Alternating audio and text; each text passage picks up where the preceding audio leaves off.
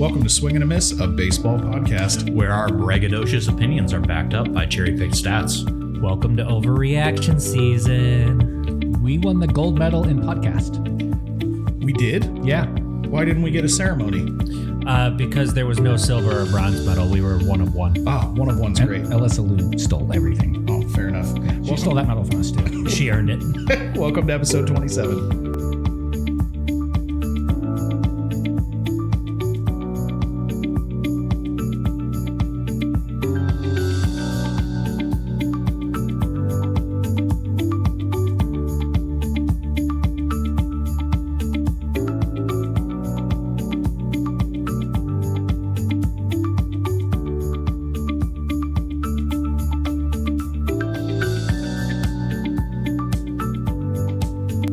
Welcome into episode 27 of Swing and a Miss. How we doing, guys? We're doing great. We just watched the USA win the gold medal with coffee in our hands. Absolutely. Congratulations to both men's and women's hockey teams for making us all proud. That's right. I'm wearing my Jim Craig jersey today to record. 40, did he play in this one? He did not. He played in the last one 46 years ago, the Miracle on Ice. Wow, that's even before any of you guys were born. Yes, this is the first men's gold medal we all witnessed. Yeah. Ever. Yeah, none of us have been alive for a men's hockey gold medal. No. Which means I had the shortest wait. That's true. Yes. Okay. Yes. Josh is the youngest on the show. We got that out of the way again. Okay. Right off the top, we have some really exciting news to announce. And for those of you in the Twin Cities area, please clear your calendars for April 4th at 1 p.m. We are going to be doing a live recording at Urban Forage Cidery and Wine House, or Winery and Cider House. I'm not sure which one I got backward. Okay, we just lost it now. They're not going to let us do it there. I'm so 'cause sorry, you messed Jeff. it up. So sorry, Jeff. But we are- Winery and Cider House. Thank you. Winery and Cider House. Urban Forage, Winery and Cider House. April 4th, 1 o'clock p.m., not a.m. Please don't show up in the middle of the night. We are really Or excited. do. There might be campouts for a spot in line. There might be. We're really excited about this partnership. We're really excited to be able to take our show and do it live in front of the people that listen to us each and every episode. So really excited to see everybody out there. Bring your comments, bring your questions. This is not going to be a traditional show. We're going to have some interesting, fun stuff that we will be working on over the next couple of months to get this prepared for the live show. But we're really excited. Any thoughts, guys? No, come heckle us, please. Yeah, I would love to fill that place up with a whole bunch of Swing and a Miss fans. Yeah, it'll be fun to do something a little bit more than we have been and get to be in the community a bit, and everybody come thirsty because there's some good wine and ciders Yes, there. we have been there and tried it, and they have some delicious, delicious things to try out. Yeah, they are very good. And as Nell said, please come prepared to heckle. We welcome it. Okay, so we got the exciting part out of the way. Let's dive into some New Year's resolutions, and I can't wait to hear where we are with Mr. Bautista. Still no answer on Instagram. Oh. I may have to find another route. He doesn't have a Twitter. He has a Facebook page, but I'm guessing it's also probably managed by his social media team. Have you tried sending fan mail like via letter? Just old school. Yeah. A letter. Send him a picture to autograph and be like, Mr. Bautista, I love your face. Please put your name on it. I very much could. I could try that. That could be the next route. Why not? Yeah. Does he have a cameo? No, Okay. he does not have All a right. cameo. I looked Yeah. there as well. I think that's the expensive route probably, but it's also probably the easiest route. Turns out he does still have a job, so Yeah. he doesn't need to do that yet. Check back in 10 years, back to podcast episode number 27, and we'll talk about a cameo again. Have you tried sending an email to davebautista@hotmail.com? Nope, I haven't Or done that. at iCloud. iCloud, AOL.com maybe. you go. Maybe he's really old school. He's like 60. Yeah, maybe. Big Dave at AOL.com. Big Dave 6969. I'll get a response from a way different guy. Yeah, he was the first Dave on AOL. Yeah, just Dave at AOL. The other thing that I was thinking we could try, he probably has a website, and there's probably a management section that we can probably send an email to. I could look into We can try it. something We can like try that. Yeah, but a new route needs to happen. I think. Sounds good. Tyler, I still have not said I love you at the end of I the did phone it. call. I did it once this week. This past week. You broke his resolution. You broke my resolution. I was talking to a colleague at work, and I was just in the mode of, I think I had talked to producer man just before, and I was getting off the phone, and I was like, all right, love you. And I was like, wait, nope, didn't mean to say that. Let's ignore that happened. When you don't get the response of love you too, does that hurt a little bit? Well, I mean, it does, yeah. But I assume my colleagues just tolerate me at this point. Well, yeah, I assume if I ever do that with a client and they don't say love you too back, then I'm already putting in my notice to my boss about a client churn. I'm like, it's over. I'm sorry. Sorry, Mike. This client's gone. We're canceling their contract. No, I would assume that they're canceling fair. on us. Fair. I had groceries delivered this morning, and I was able to carry them all in 2 bags, so I don't feel like that violates my New Year's resolution. No, not at all. 2 bags, 2 hands. You don't have to make multiple trips just for the sake of making multiple trips. Like, well, I didn't want to violate the resolution. No. I want to maintain. 2 bags, 1 bag per hand. Fine. It's when you get nonsensical and it's like 6 bags in 1 hand. That's when you've gone sideways. Fair enough. All right, Josh. Okay. So we've done college sports. We did football last time. Let's do basketball this time. So who is the biggest rival of the Pistons? So not the team you hate the most. Yeah, that's an interesting question. I think gut reaction would probably be the Chicago Bulls, but growing up, it was definitely the Indiana Pacers. And then right now, boy, the fans of the unstable fans of the New York Knicks seem to really hate Detroit because we're actually coming back and the Knicks fighting again, and the Knicks still don't know what winning championships is in my lifetime. I think it's been longer than the USA Olympic gold medal hockey drought. Well, definitely is now. Well, before, I think it's been 47 years since the Knicks won one, and it was 46 for hockey. Is it 79 their last championship? I think something like that. Wow. I vote the Knicks because he would be the first person in recorded history to say something nice about the Knicks. Ooh, So- I'm going to have to disagree and say Stephen A. Smith says a lot of nice things about the Knicks. and Spike Lee. Spike Lee does. He does. Yeah. And he also makes great movies. But so there's that. I can say something nice about the Knicks. As I was watching the Pistons go into Madison Square Garden this weekend and beat the brakes off of them yet again with 2 of our better players suspended, there were a lot of nice crowd shots of a lot of celebrities. They've got a lot of high profile fans. A lot of people that typically would jump ship and bandwagon somewhere else when their team isn't winning. And I'll tell you, the celebrities that are Knicks fans are not like the celebrities that are Dodgers fans that are like, oh, huzzah, we're Dodgers fans now because we're winning. Huzzah. Yeah, no, they've got a lot of celebrity fans that have been through them with thick and thin. So, some good celebrity fans. Probably because there's only been thin. So Yeah. Who was the biggest celebrity you saw? Oh, who was You can't say Spike Lee. You already said it. Yeah, Spike Lee is the obvious. They had, what's his name? Fat something. Fat Joe? Fat Joe. Yeah, they had him there mic'd up Oh, really? during the game. He's a Brooklyn guy, isn't he?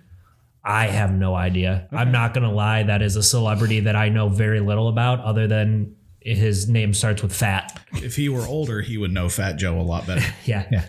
So, okay. Yeah, I mean, there was a lot of sad celebrity crowd shots, but it's a lot of celebrities that continue. I mean, and Madison Square Garden, of course, is a gorgeous venue. Still never been there. Even I haven't either, but it's one of those you see on TV all the time. All the big events go there. Maybe one day they'll put a championship caliber basketball team back on the court there, but everything surrounding them. Well, I thought you were going to say maybe one day we will graduate from doing live shows here in the Twin Cities and do a live show at in the MSG. Mecca. Yeah. Maybe. We'll cross that bridge when we get there. I doubt it. All right. So that knocks out New Year's resolutions. All right, Nels, I'm going to hand it over to you for the in memoriam section. Yes, we lost a Hall of Famer this past week. Bill Mazeroski passed away at the age of 89. Pirates great, 8-time Gold Glover. Pirates lifer, never played for another team either. So one of two guys to hit a walk-off home run to win a World Series, which is, that's like peak sports. Yeah. I don't think you can get better than that. I'm disappointed that home run doesn't have a specific name. The Mazeroski Mash. No, I don't know. Like something. I don't think Joe Carter's does either. No, it does. Like a home run of that type of consequence should have a specific name. It's because they're of such high consequence. You literally just say the player's name, and that's what you think of. Yeah, It's like John Kinsey Noel the other year. The big Christmas with that home run. He's like the inverse Bill Buckner. Yeah. But Buckner had a great career, but you say his name and you think the bad thing. Or Steve Bartman. Yes, who I'm Didn't sure have a great on-field career. But, No. He was 0 for 1. Yeah. but I mean, Bill Mazeroski, Hall of Famer, 8-time Gold Glove winner, 2-time World Series champion, 10-time All-Star. But when you hear Bill Mazeroski, you think that home run. And the best part is he's pretty much a glove first guy. He wasn't an offensive player, and to hit that home run like that, really magical. Yep. Great thing about baseball. So, R.I.P. to a Hall of Famer. R.I.P. Okay. Well, this is going to be our West show.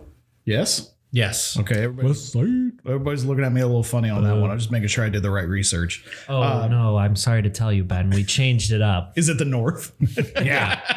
It's the Norris division. Today, we talk about the NFC North. Oh, wait. Sorry. Wrong show. The AFC North. We talked about that all day.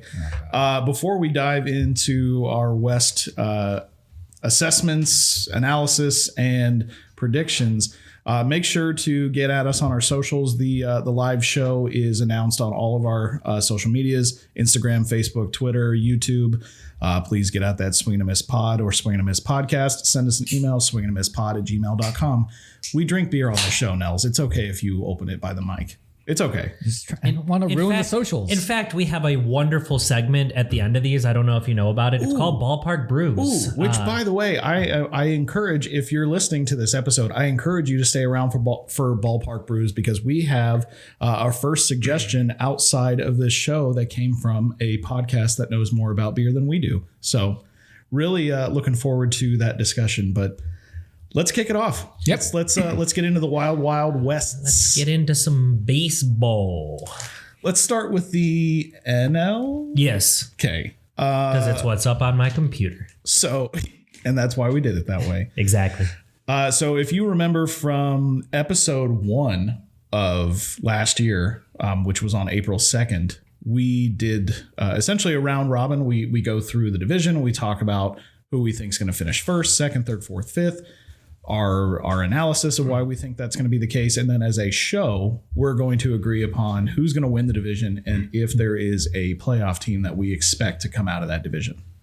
I assume we're still sticking with that format, right? Sure. Okay, good. Also, there will be a playoff team out of every division just by virtue I of actually how, agree. 100%. I actually agree. virtue of how the playoffs work. The AL Central is so bad. We're just not going to allow anybody in. A playoff team or a wild card team? You said if Did I say a playoff team? You did. I meant a wild card team. I was like, wait a minute. Yeah, there will be a playoff team out of every division. It's okay. We're here to keep you honest. Oh, geez. I'm just here for the fact that I hook up the equipment correctly. And sometimes that's not even true. Should we start with last year's least winning team from the NL West? Let's do it. So last year you had Colorado, who finished a not at all respectable 43 and 119. They lost Jermaine Marquez and Kyle Farmer. They added Willie Castro, Jake McCarthy, Edward Julian, Mike Lorenzen, Jose Quintana, Tomoyako Sugano, and Tyler Freeman to the team. Can I make a bold prediction? Yeah. Those acquisitions will not help. I completely disagree. I disagree as well. Will not help get them out of fifth. I don't disagree with that, but That's not what you said. You've got to be more specific. I'm just going to go home. So that puts their rotation as being Kyle Freeland, Mike Lorenzen, Jose Quintana, Chase DeLaunder, and Tomoyuki Sugano. So they are going there. Not any big names there, but professionals. An improved rotation. Yeah, going around the horn, we've got Hunter Goodman behind the dish, Troy Johnston at first base, Edward Julian at second, Willie Castro at third, Ezekiel Tovar at shortstop, Jordan Beck at left field, Brenton Doyle at center field, and Jake McCarthy at right field. I like Michael. With Mickey Moniak DH and fourth outfielder as well. Since the National League does have full-time DH now, noteworthy. Yeah. I like some of the pieces they brought in. I like the fact that they do have a young core that is still developing. They're not in any way close to ready to contend. I think they're still going to have some poor offensive struggles. Pitching metrics to me forecast still another rough season, but an improved season. I like Michael Lorenzen. I think that's a good piece in the rotation. I like the additions that they've made in the defensive area of the team. And I know we talked about Willie Castro a lot on the last episode. I think that's going to be a fun piece to add and watch. I still think this is a fifth place team. Oh yeah, 100%. Like, I think that in my mind, the Rockies have gone from being a abhorrent team to just being a run-of-the-mill bad team. Yeah. Like, they are going to be a bad team with watchable pieces that can be exciting at times. And it's going to be a situation where you can't look at them on the schedule and assume a sweep is likely for your team. I'm going to say the same thing about the Rockies this year that I said about the White Sox last year. This team's going to be better and a lot better. And by a lot better, that's relative to how bad they were before, not to how close they are to the rest of the field. But this is going to be, it's going to be a bad team, but a fun team. There's a lot of pieces that are going to be fun. For Twins fans out there, a couple names that you recognize in Eddie Julian and Willie Castro. Hunter Goodman was one of the stories of last year, hitting 35 home runs as a catcher. Great bat there, great young player. I personally, one of the big reasons why I called out Mickey Moniak, I still think that he's an exciting and interesting piece to watch. Former number 1 overall pick that just never really made it, but had an okay year last year, starting to get his footing back a little bit. A lot of speed, and I'm interested to see if Zach Veen can actually get some footing in the pros. Seen videos that he's bulked up a good amount. He was a top 5 draft pick not too long ago that a lot of people have given up on. And then I think low key, there's some exciting arms in the back end of their bullpen. In particular, Seth Halverson.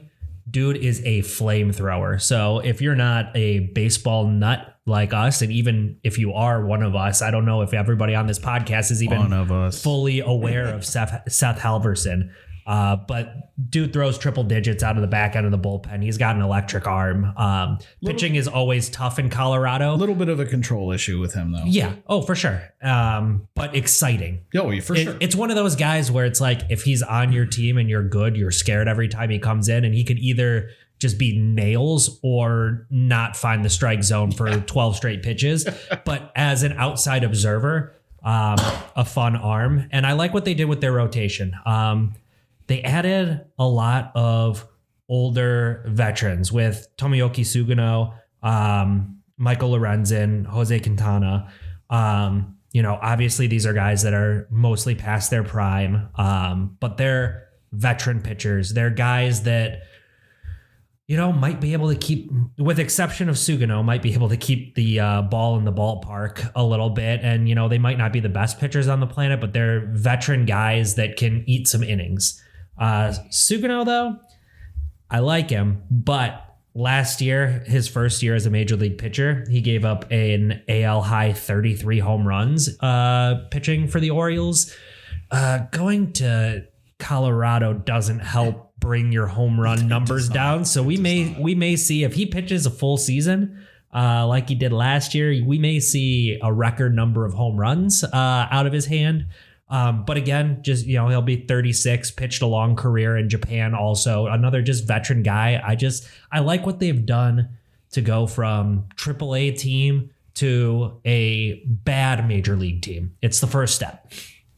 They could improve by 15 games, which I think they might. And they're still going to be a 104 loss team. Yeah. So they're not going to be great.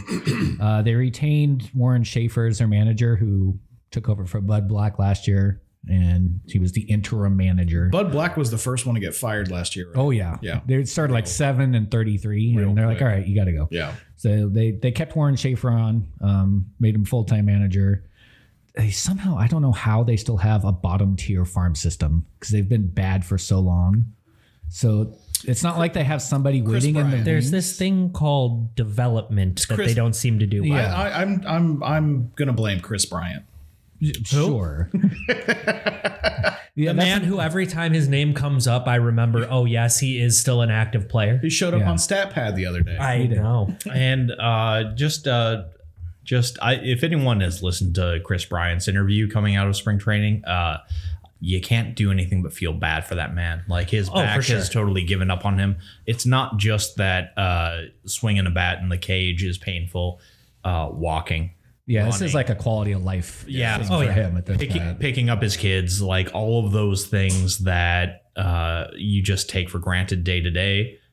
He probably needs some sort of intensive surgery that is going to end his career. Well, end his career, but also like not necessarily bring him back to just normal run of the mill day to day health. I don't think he's ever playing a game again. Yeah, no, probably not. And it sucks for anybody to have that kind of health problems and stuff, but especially from a baseball perspective, a guy who is a former Rookie of the Year, former MVP, helped bring a World Series to the Cubs Cubs to the first time in 108 years. Like a guy that was on a trajectory to be a very, very good player. And before the age of 30, just kind of crumble out. So I think we're all in agreement. Rockies 5th in this division. Yes, 5th. Yeah. Although here's the thing that I will say about the Rockies. Bold prediction. I've got them finishing with a record of 64-98. So they're not even losing 100 games this upcoming year. Okay. I'll take that bet. That's a 21 game improvement. So I know it's significant. And the other thing that I'll say, it's not going to be close. It's going to be something where no one is going to fear them losing 100 games coming into September. They will have sold off some pieces at the trade deadline, and they are going to be just a run-of-the-mill bad team. Which that's a take. Yeah. All right, so let's move on to 4th place in the division. Anyone have a hot take here? Yeah, so Arizona finished 4th last year, so they let go of Jake McCarthy and Blaze Alexander. They added Nolan Arenado, Carlos Santana, James McCann, Merrill Kelly, Mike Soroka, and Paul Sewald. Their rotation now is a 6-man of Merrill Kelly, Zach Gallen, Ryan Nelson, Eduardo Rodriguez, Brandon Pfaadt, Mike Soroka. Catching is Gabby Moreno. First base will be Carlos Santana.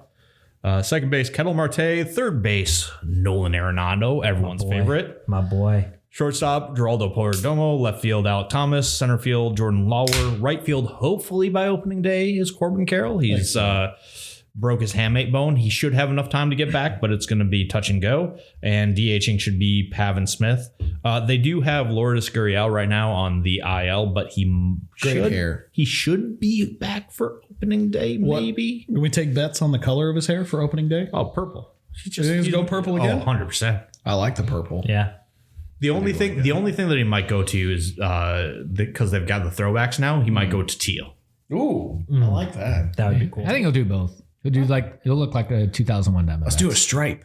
Yeah. Purple and teal. I like that. So I think I'm going to agree with you though, Tyler. I think that this is. Are you saying that you think that this is their 4th place team in the NL West this year too, or you're just saying from last year? From last year, they finished 4th. Okay, so last year was the Diamondbacks in 4th. Who do you see in 4th this year, Tyler?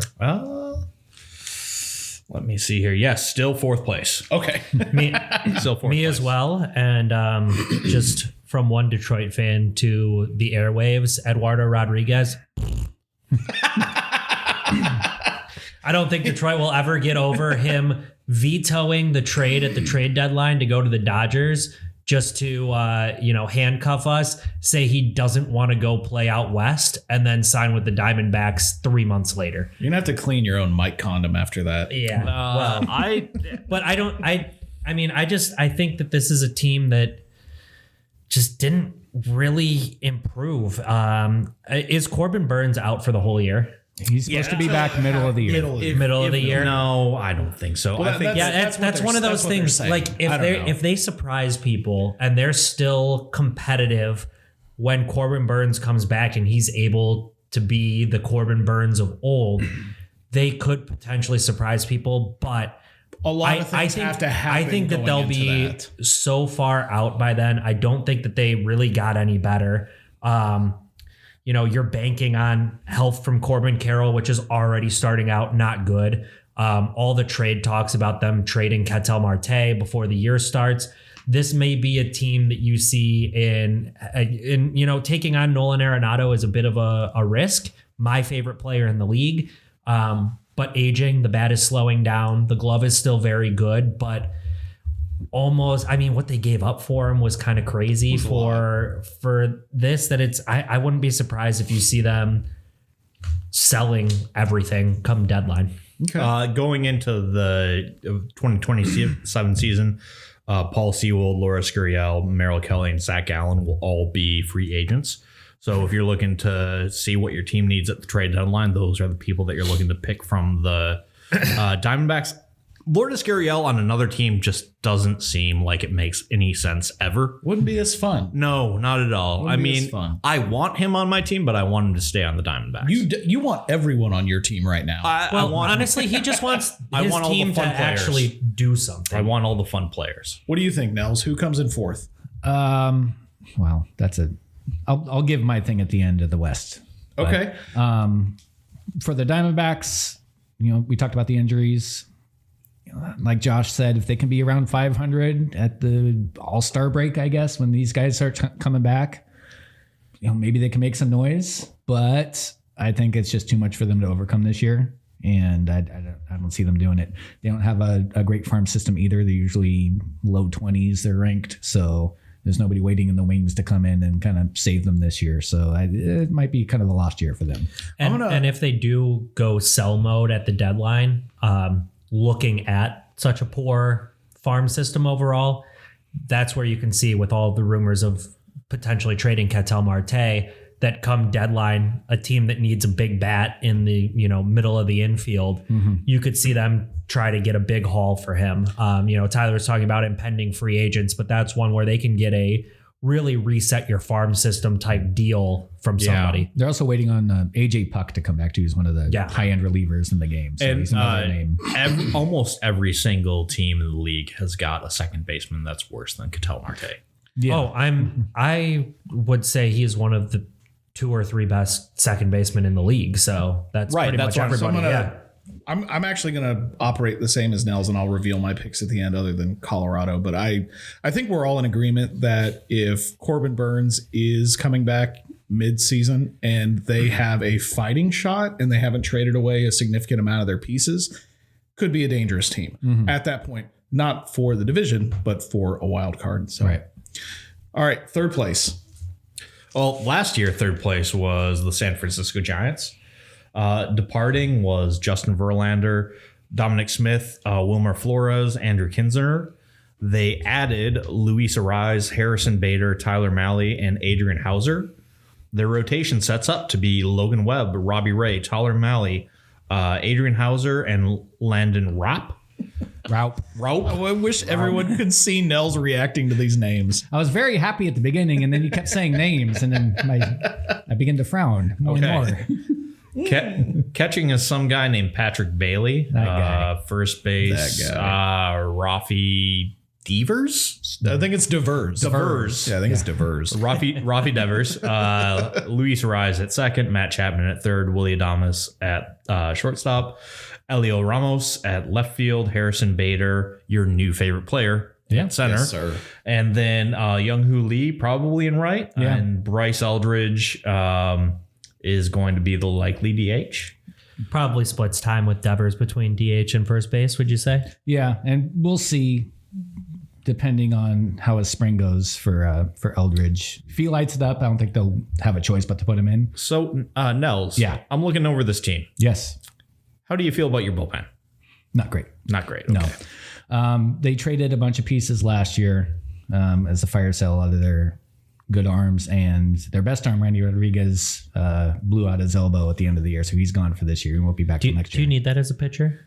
Yeah. Nah, it's overrated. You need one of them. Yeah. You only need one. Was it? It was the throwing necessary one. elbow? Yeah, it was the throwing one, unfortunately. So they're banking on Ryan Walker to be the closer, who he was great 2 years ago, not great last year. So they're like, okay, which guy is he? There's pieces there, but for the bullpen. Well, no. So here's the thing. Like, I know that they kind of let loose of quite a few pieces of the bullpen last year. But net, over the offseason, they have improved the team, in my opinion. Like, there is a lot that I look at and I say, okay, that's going to be a better place than they were last year. I suppose. I mean, Tyler Mahle and Adrian Hauser is the back end of the rotation. Like, okay. No, I mean, like, the thing is, but there's very few teams that have, like, you look at the back end of the rotation is the back end of the rotation for a reason. You're not looking at like Logan Webb pitching fourth in the rotation. Well, that's the thing for like, anybody. So like back of the rotation is always kind of shaky. There were rumors that they were looking at Framber Valdez and didn't get him. He did not land there. No, he went to another orange team. Where did he land? We'll talk about them later. Yeah. But that's one where like, hey, you throw him as probably the number 2 and Robbie Ray's your number 3. Now we're talking. Yeah, but I would say that I would prefer to have Tyler Mahle in 2026 than Justin Verlander. Maybe. Disagree. Okay. It's an incremental improvement. Does new management give you optimism? Yeah, Tony Vitello over from University of Tennessee. Kind of a shocker, no big league experience with anything. So hey, shot in the arm, might as well take a swing, see if this guy can bring some energy. Obviously, Bob Melvin wasn't it. So good luck being a special advisor in Oakland, sir. But he gives me the feeling that either he's going to be very successful or he will be out by the trade deadline. Like his personality is very unlike anybody else in the major leagues. And it'll be interesting to see how it meshes. And I feel like we'll know pretty quick if this looks like a guy that could potentially be a long-term success, or if this was, hey, we took a shot at a high upside, low floor guy and tried to make something happen, and this clearly isn't working. This might be a one and done, or this could be your future for the next 30 years, Nels. Yeah, I think that's about it. So very similar to my assessment of last year. If things break right and everyone is healthy and people overperform, I think this team could go pretty deep. Yeah.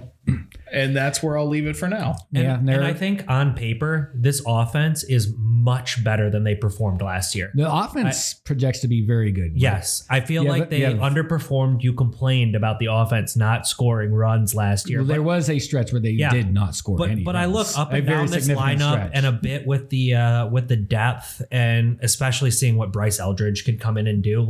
They have a very high ceiling on what their offense could be. And I like they could have the 4 front end of their 30 rotation. homer guys if Eldridge pans out. So, I mean, I'm not worried that much about the offense. You need a lot of things to go right still, but I think if all things go right, this is a dangerous team. And I'm not that worried about the defense either, even with Arias at second. I'm actually not concerned about their defense. The pitching is where it's like the back end. So the question is, the back end of the bullpen is the biggest concern. Yeah. And where is Arias going to hit in the lineup? They're talking leadoff, which leadoff. I don't like. He's not an on-base guy. Get on base. He's a contact guy, but he's not an on-base guy. Get on base and clog up the base paths. Well, and he's not fast either. Yeah. I think not fast is the most generous thing I've heard about his speed. Here's my one question. I'm looking at this lineup. Who is going to be stealing bags within the everyday players? Because I'm not seeing anyone who's going to swipe more they're than not. 10. Bader or Lee. I was going to say Bader's probably your best shot. Yeah, Bader, Honestly- Lee, Chapman a little bit. He's still got some juice. Low key, Patrick Bailey can scoot a bit It's too. the second low key of the episode, by the way. is. Okay, you know what? Fine, whatever. You're hanging around with a lot of Gen Z. Yeah, I work with a lot of them, so High the key. lingo goes. No into one my ever says brain. high key. No one ever says high No, key. because it's already overrated. Yeah, there's not a 30 stolen base guy on the team. No, but Patrick Bailey could be a sneaky base runner. I mean, that's why I'm not worried about Arise as a leadoff guy, which is, when you're clogging the base paths, it's always like you got somebody behind you that's going to be pressing you to go faster. And no, Arise is not fast.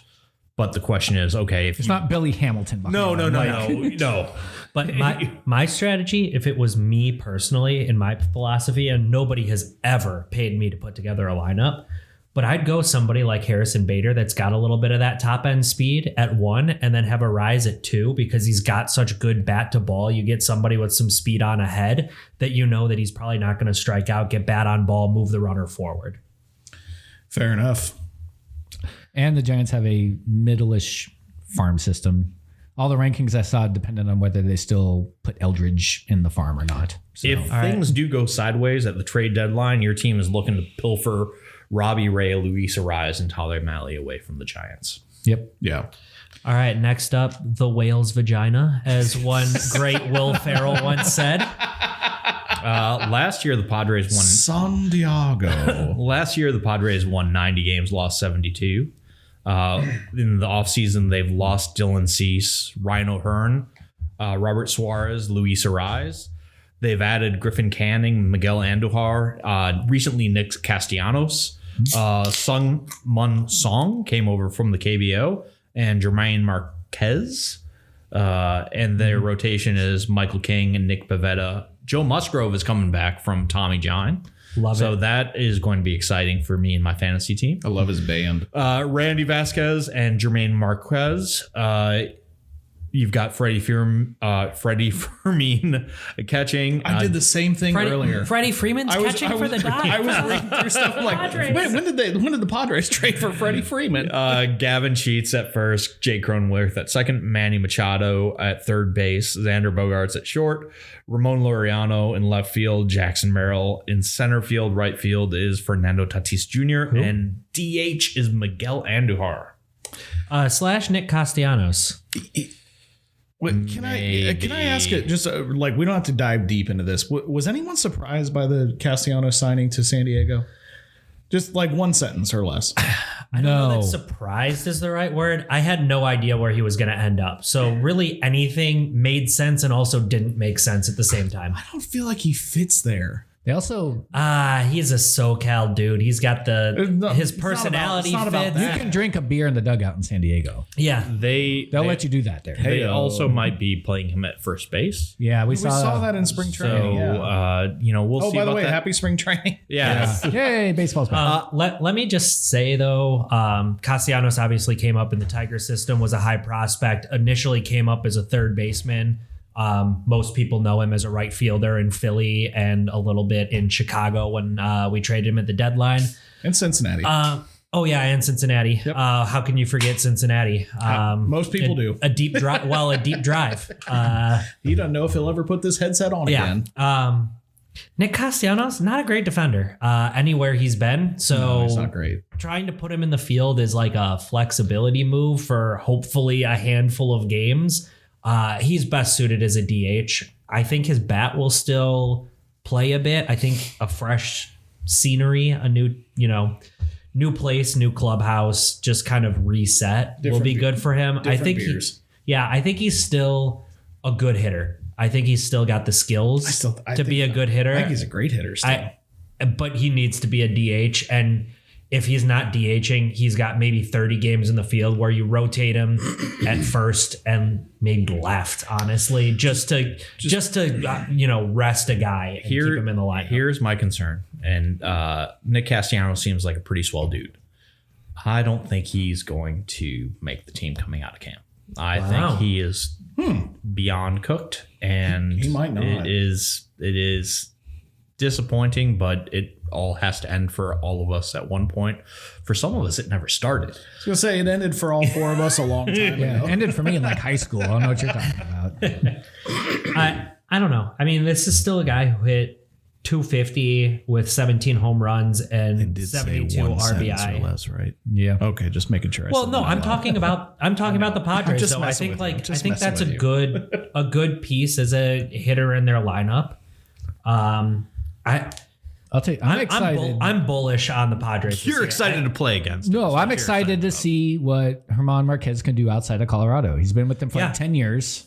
Let's see what he can do on a team that and he's isn't put up- playing on the moon. And he's put up respectable numbers given the situation that he's been pitching in. Yeah. He's probably like, "Ugh, I still got to face like the Yeah, Dodgers but- all the time, though. Looking at the Padres, Dylan Cease and Yu Darvish both gone. Yeah. Yes, big holes to fill. I don't think they have adequately filled them. Walker Buehler was signed to a minor league deal. I was going to say, If he can recapture that magic from 5 years ago, which we know major league players often do. yeah, So- they also signed Trevor Bauer. What does that matter? So here's They did not, for those They listening. did not, but it's the same sentiment. So in their last year of the contract is Michael King, Nick Pivetta, Miguel Andujar, Roman Lariano, Griffin Canning, Jermaine Marquez, and Nick Castellanos. So all of those players could be dealt at the trade deadline. And Joe Musgrove is also potentially dealable. He's on a very reasonable contract, and he's got a year after this one. They also, new manager Craig Stammen, after Mike Schilt, quote unquote, retired. I think that was it kind of. I think he a retired. mutual parting of ways. I think it was kind of a. Think so? We'll let you go out with Conversation- grace. Yeah, a conversation where they all sat down and went, look, the future doesn't really seem to be here. We'll let you decide if you want still a future or if you're ready to hang it up at I this think point. he's done. They also have, by every consensus, the worst farm system, dead last, and that's what happens because they've traded all their pieces. They've made these big swings year after year. You got to. We've talked about this before. You got to hand it to management of the Padres. They're going for But it hasn't resulted in hasn't- what. it So, hasn't and this happened. is where No, you find yourself now. They've tried. it. They are trying. And now it's coming to roost. They have no prospects, an aging core. It's not looking good. I feel like this is very much the year that things reset and things flip. I do not like the pieces that are coming in, replacing the pieces that are going out, especially when you have, a Dylan Cease leaving, a Robert Suarez leaving, and not much of consequence coming in to replace them. So I'm not liking the Padres this year. No. And I think it's always a fun time in San Diego, but the product on the field might not be the reason to turn up at the ballpark. I think you and I are going to be in agreement on where we put the Padres. So first place in the division, Dodgers. Anybody, Major League Baseball. anybody disagree? No. Okay. Do you want to hear about who they added now? You talk about them all you want. All right. Last year they won 93 games, lost 69.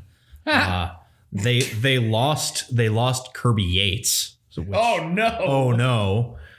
They added Kyle Tucker and Edwin Diaz. I'd say they came out on the winning end of that. I guess you consider it an ad because Shohei Ohtani is going to be able to be a starting pitcher. That's what happens when you put trades off and MLB the for show. now. And That's the kind of moves you get to make. So the rotation is going to be 6-man because of Ohtani and Yamamoto and Sasaki. So you've got Yamamoto, Glasnow, Snell, Ohtani, Emmett Sheehan, and Roki Sasaki. Catching, you've got Will Smith. First base, Freddie Freeman. Second base, Fermin? Freddie Freeman. Freddie Freeman. Second base probably is going to be Hassan Kim. Third base, Max Muncy, who feels like he's been a Dodger forever. He is the most But confusing Major League he Baseball was player. drafted by the Athletics, which had drafted another Mac Muncy, which has just got to be fun trivia. So I hope that comes up. It's not in this week. Okay. Shortstop is Mookie Betts. Left field, Teoscar Hernandez. Center field, Andy Paez. Right field, Kyle Tucker. And DH is some guy named Ohtani. So the Dodgers suck. I have kind of a hot take about the Dodgers this year. Is it they suck? It's not that they suck. They very clearly don't suck. That's a real bummer. I think that we are all going to be surprised that the Dodgers are not going to look like the Dodgers of the last 2 years. Get out of my brain. I think their pitching is very injury prone. I would be very interested to see if anybody other than Did I share really? my Google Doc with you? No, you did not. Good you did Lord. Not. We just know ball. Honestly, Wish I had anybody gone other than first. Yamamoto makes it through the whole season in the rotation. Glasnow's obviously dealt with all of his injuries. Ohtani, honestly, at this point, I don't know how much I trust Ohtani's arm health anymore. Still phenomenal when he's out there. I don't know that I trust it. Blake Snell, I mean, he's never been known for pitching lots of innings in his career. Nope. He has recently. We'll see if that can continue. And he could be arrested for ties to a terrorist attack. And, Sheehan, everybody's very high on him. I don't know that I necessarily am. And Sasaki may have ended up finding his place in the bullpen. I don't know that their rotation, on paper, rotation looks phenomenal. I don't know that 2 months into the season, the rotation looks anything like it does right now. And you've got Freddie Freeman, Max Muncy, Teoscar Hernandez, Kyle Tucker. Well, not really Kyle Tucker. I wouldn't lump him in there. But like these are guys who they're getting older. They're getting up there. They're getting older. At some point, it starts slowing down. I'm not saying that they're not going to win the division. I'm not saying that they're not going to be one of the best teams in the league with a shot to win the World Series for a third straight year. I'm just saying the health in their arms. I don't love their bullpen, to be honest. I know Edwin Diaz is phenomenal, but again, another guy with some injury history. I don't know. I don't trust their health, and they're starting to get old now. You can only run back the same team so many times before dudes are 35, and you're like, okay, Freddie Freeman's a Hall of Famer. Is he going to continue playing like a Hall of Famer? No. Is Teoscar Hernandez still going to put up, 25, 30 home runs? Even Mookie Betts is starting to get up there a little bit. I mean, I still think that he's going to be phenomenal. And Max Muncy, we were just talking about, he's going to be 35 this year. He's starting to slow down in all of his offensive statistics. I think this team is going to be carried a bit in people's perception by what they've done the last 2 years, by the names on the roster. I think that a lot of these big names are going to slow down a bit this year. The arms aren't going to stay healthy.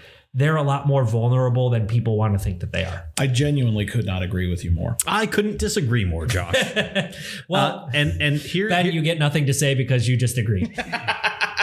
here's what I'll say is when we go back to last year, Mookie Betts was coming off of a weird intestinal bug where he dropped like 20 pounds off of his not thick frame and was really weak to start the year. And that's not going to be a scenario that he's going to encounter coming into this year. So he's going to be better. Freddie Freeman also was a little banged up to start the year last year. He's coming in at full health. I hear you on Glasnow and Snell, and I don't expect full seasons out of them.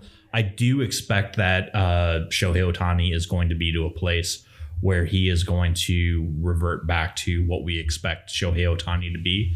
Maybe not 100% of what Shohei Ohtani was, but 95% of what he was. And so you factor that in and you add in a Kyle Tucker and you add in an Edwin Diaz. My goodness. I think that this team, the one thing that I will say is they're going to be in a scenario where they are assumed to be making the playoffs through the whole season, and they're going to treat it as such. They're not going to have their pedal to the floor at any point. They are going to not rush guys back from injury. They're going to take their time. So it could be that they casually, go about the season, ramping up for the postseason. But I think that they're going to be so exceptionally dangerous this year. Well, And Nels? The Dodgers are in the division series, and there's no reason to talk about them until then. All right. enough. I just had to give him his floor. all right, let's run it back. What are we thinking first to fifth? Oh, now I can say this. There you go. There's been 3 constants in the NL West in the last 4 seasons. Dodgers first, Rockies last, Giants around 500. That's only three things. That's what I said. Three constants. Also, you said four. No. Sorry. And then the variables are whether the Padres and Diamondbacks are good or not. And it's not going to be any different this year. So Dodgers first, Rockies last. I don't know. I guess the Giants can have a vanity second place, but they're going to be around 500 again until they prove different. Okay. Any playoff teams besides the Dodgers? Nope. Okie dokie. Absolutely not. All right. 0. I'll go next. You can bookmark it. Okay. Oh, everyone mark episode 27 and go back. Wait, and listen. so you've got Dodgers, Giants. Diamondbacks, Padres. They're all going to be around 500. That's middle three teams. But Tyler just wants to write it all down. Yeah, fine. It doesn't really matter, the middle three. So I'm agreeing with one. It's the Dodgers. For me, second place, the Diamondbacks, and they are a wild card team. Wow. Third place, I have the Giants. Fourth place, I have the Padres. I think the Padres are going to take a massive step back this year, and it will not even be close. Rockies last, and I don't think they achieved the win total that you projected, Tyler. You don't even know what win total I project. You said anything. it. No, I didn't. Yeah, you did. Yeah, you said 98 losses. You said 98 losses. No, I said what they did last year. You said a 21. Oh, the 21 Rockies. game. Yeah, Yeah. the Rockies. Sorry. I thought we were talking Rockies, about the sorry. Dodgers. Sorry. No, Dodgers I don't care about. Do you want me to go next so Yeah, that you go can do ahead. your numbers at the end? Yeah, sure.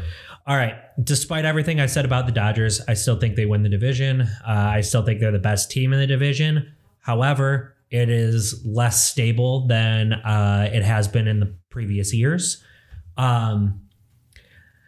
I told you I'm bullish on the Padres. This feels almost like a last chance before they've got to tear it down. I think that they're going to put everything forward. I'm going to take them second. That's a little bit of a risk. Just on paper, I think I would take the Giants, but I think the Padres are really going to put pedal to the metal for the last huzzah before we hit a CBA breakdown and what might come in the future there. Giants at third, nice, but like they could be the surprise team. They could be the team. That's what we said. If everything could breaks be the their way, surprise they team. could be the surprise. I'm not high on the Diamondbacks. I have them fourth, and then the Rockies losing less than 100 games this year. I think that they will be just regular very bad instead of historically very bad. So I got Dodgers, Padres, Giants, Diamondbacks, and Rockies. And I would say whoever comes in second in this division is a wild card team, which right now I have preseason as the Padres. So I will have to say the Padres. But if the Giants were to surpass the Padres, then the Giants would make the wild card. Gotcha. Yeah. And I have those two as being very close. Okay. I have just a small shakeup from last year. Are you picking the Rockies to win the division? No, sir. I said Small, not seismic, not 1989 World Series. I don't know. I predict them to win 21 more games than last year, which is enormous and still puts them in fifth place in the division. So I've got the Dodgers winning 103 games and pretty easily taking the division. I've got the Giants coming in second with 83 wins. I've got the Padres taking a big step back and going to 79 wins. The Diamondbacks at 76 wins and the Rockies at 64 wins. Pretty much me and Tyler are Fair enough. That's on the fair. same page there. I don't think any of us are picking anything crazy in this division. And I don't know whether the Giants are going to be able to make a wild card with 83 wins. I don't expect that's going to be an opportunity. I don't think so. But we'll have to see as we get deeper into the other divisions. So where'd we land on as a show? Well, I think that really we've got the Dodgers in first, and then we've got the Dodgers in first. We've got 2 at the Giants in second, and then we've got 2 at the Giants at third, and then we've got 2 of the Padres at fourth. So I think that we're going to put the Padres at fourth. Want to go majority rules? And then we're going to put the Diamondbacks at 3, even though Nels is the only one who put the Diamondbacks at 3. Where did you guys put Diamondbacks? 2. Oh, you put them at 2. And I put them at 4th. Yeah, because I also put them at 4. Split the difference. It's fine. Okay. All right. So we're going Dodgers, Giants, Diamondbacks, Padres, Rockies. Okay. That's our show picks for the NL West. Let's take a quick break and we'll be back to do the AL West. Talk to you in a minute.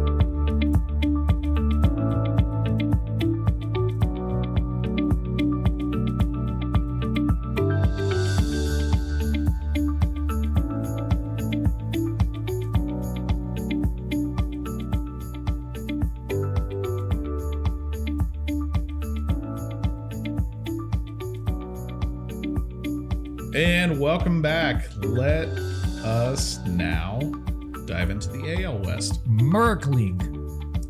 American League, yeah. On a day that we celebrate American hockey, let's talk about the American League West. Let's talk about the Los Angeles Angels, who've won 72 games and lost 90 last year. Everyone strap in. This is now a 90-minute soliloquy about the Angels. They used to be called the California Angels. Anyhow. And then now Fast they forward. are the Los Angeles Angels of Anaheim, as they do not actually play in Los Angeles. They play in Anaheim. You guys are missing the middle piece of their history where they were the Anaheim Angels. So Well, and then California, they were Anaheim, also- and the LA of Anaheim. No, and then they were Los Angeles Angels, and then someone said you can't do that because that's too confusing, and True so then story. you got to add in the of Anaheim back. So in we the just shit. have Yeah, to get the Angels of Anaheim. we just have to get rid of the They Angels. also started as the California Colt 45s. Colt 45 Tuesday. That's not true. That's no? No, That's a different team? The Astros were the Houston Colt 45s. Yes. Wait, does no one know that Afro Man song? No. Okay, never mind. Anyhow, Anyway, cutting to the chase. the Angels, they decided that they no longer needed the services of Kenley Jansen, Taylor Ward, and Luis Rengifo. or fans. They decided that they would They've very never much needed those. They would very much like to be friends with Grayson Rodriguez, Vaughn Grisham, Josh Lau, and Alec Manoah. Former Brave Vaughn Grisham. Yep, and their rotation is Yasiel Kikuchi, Jose Soriano, Reed Detmers, Grayson Rodriguez, and Alec Manoah.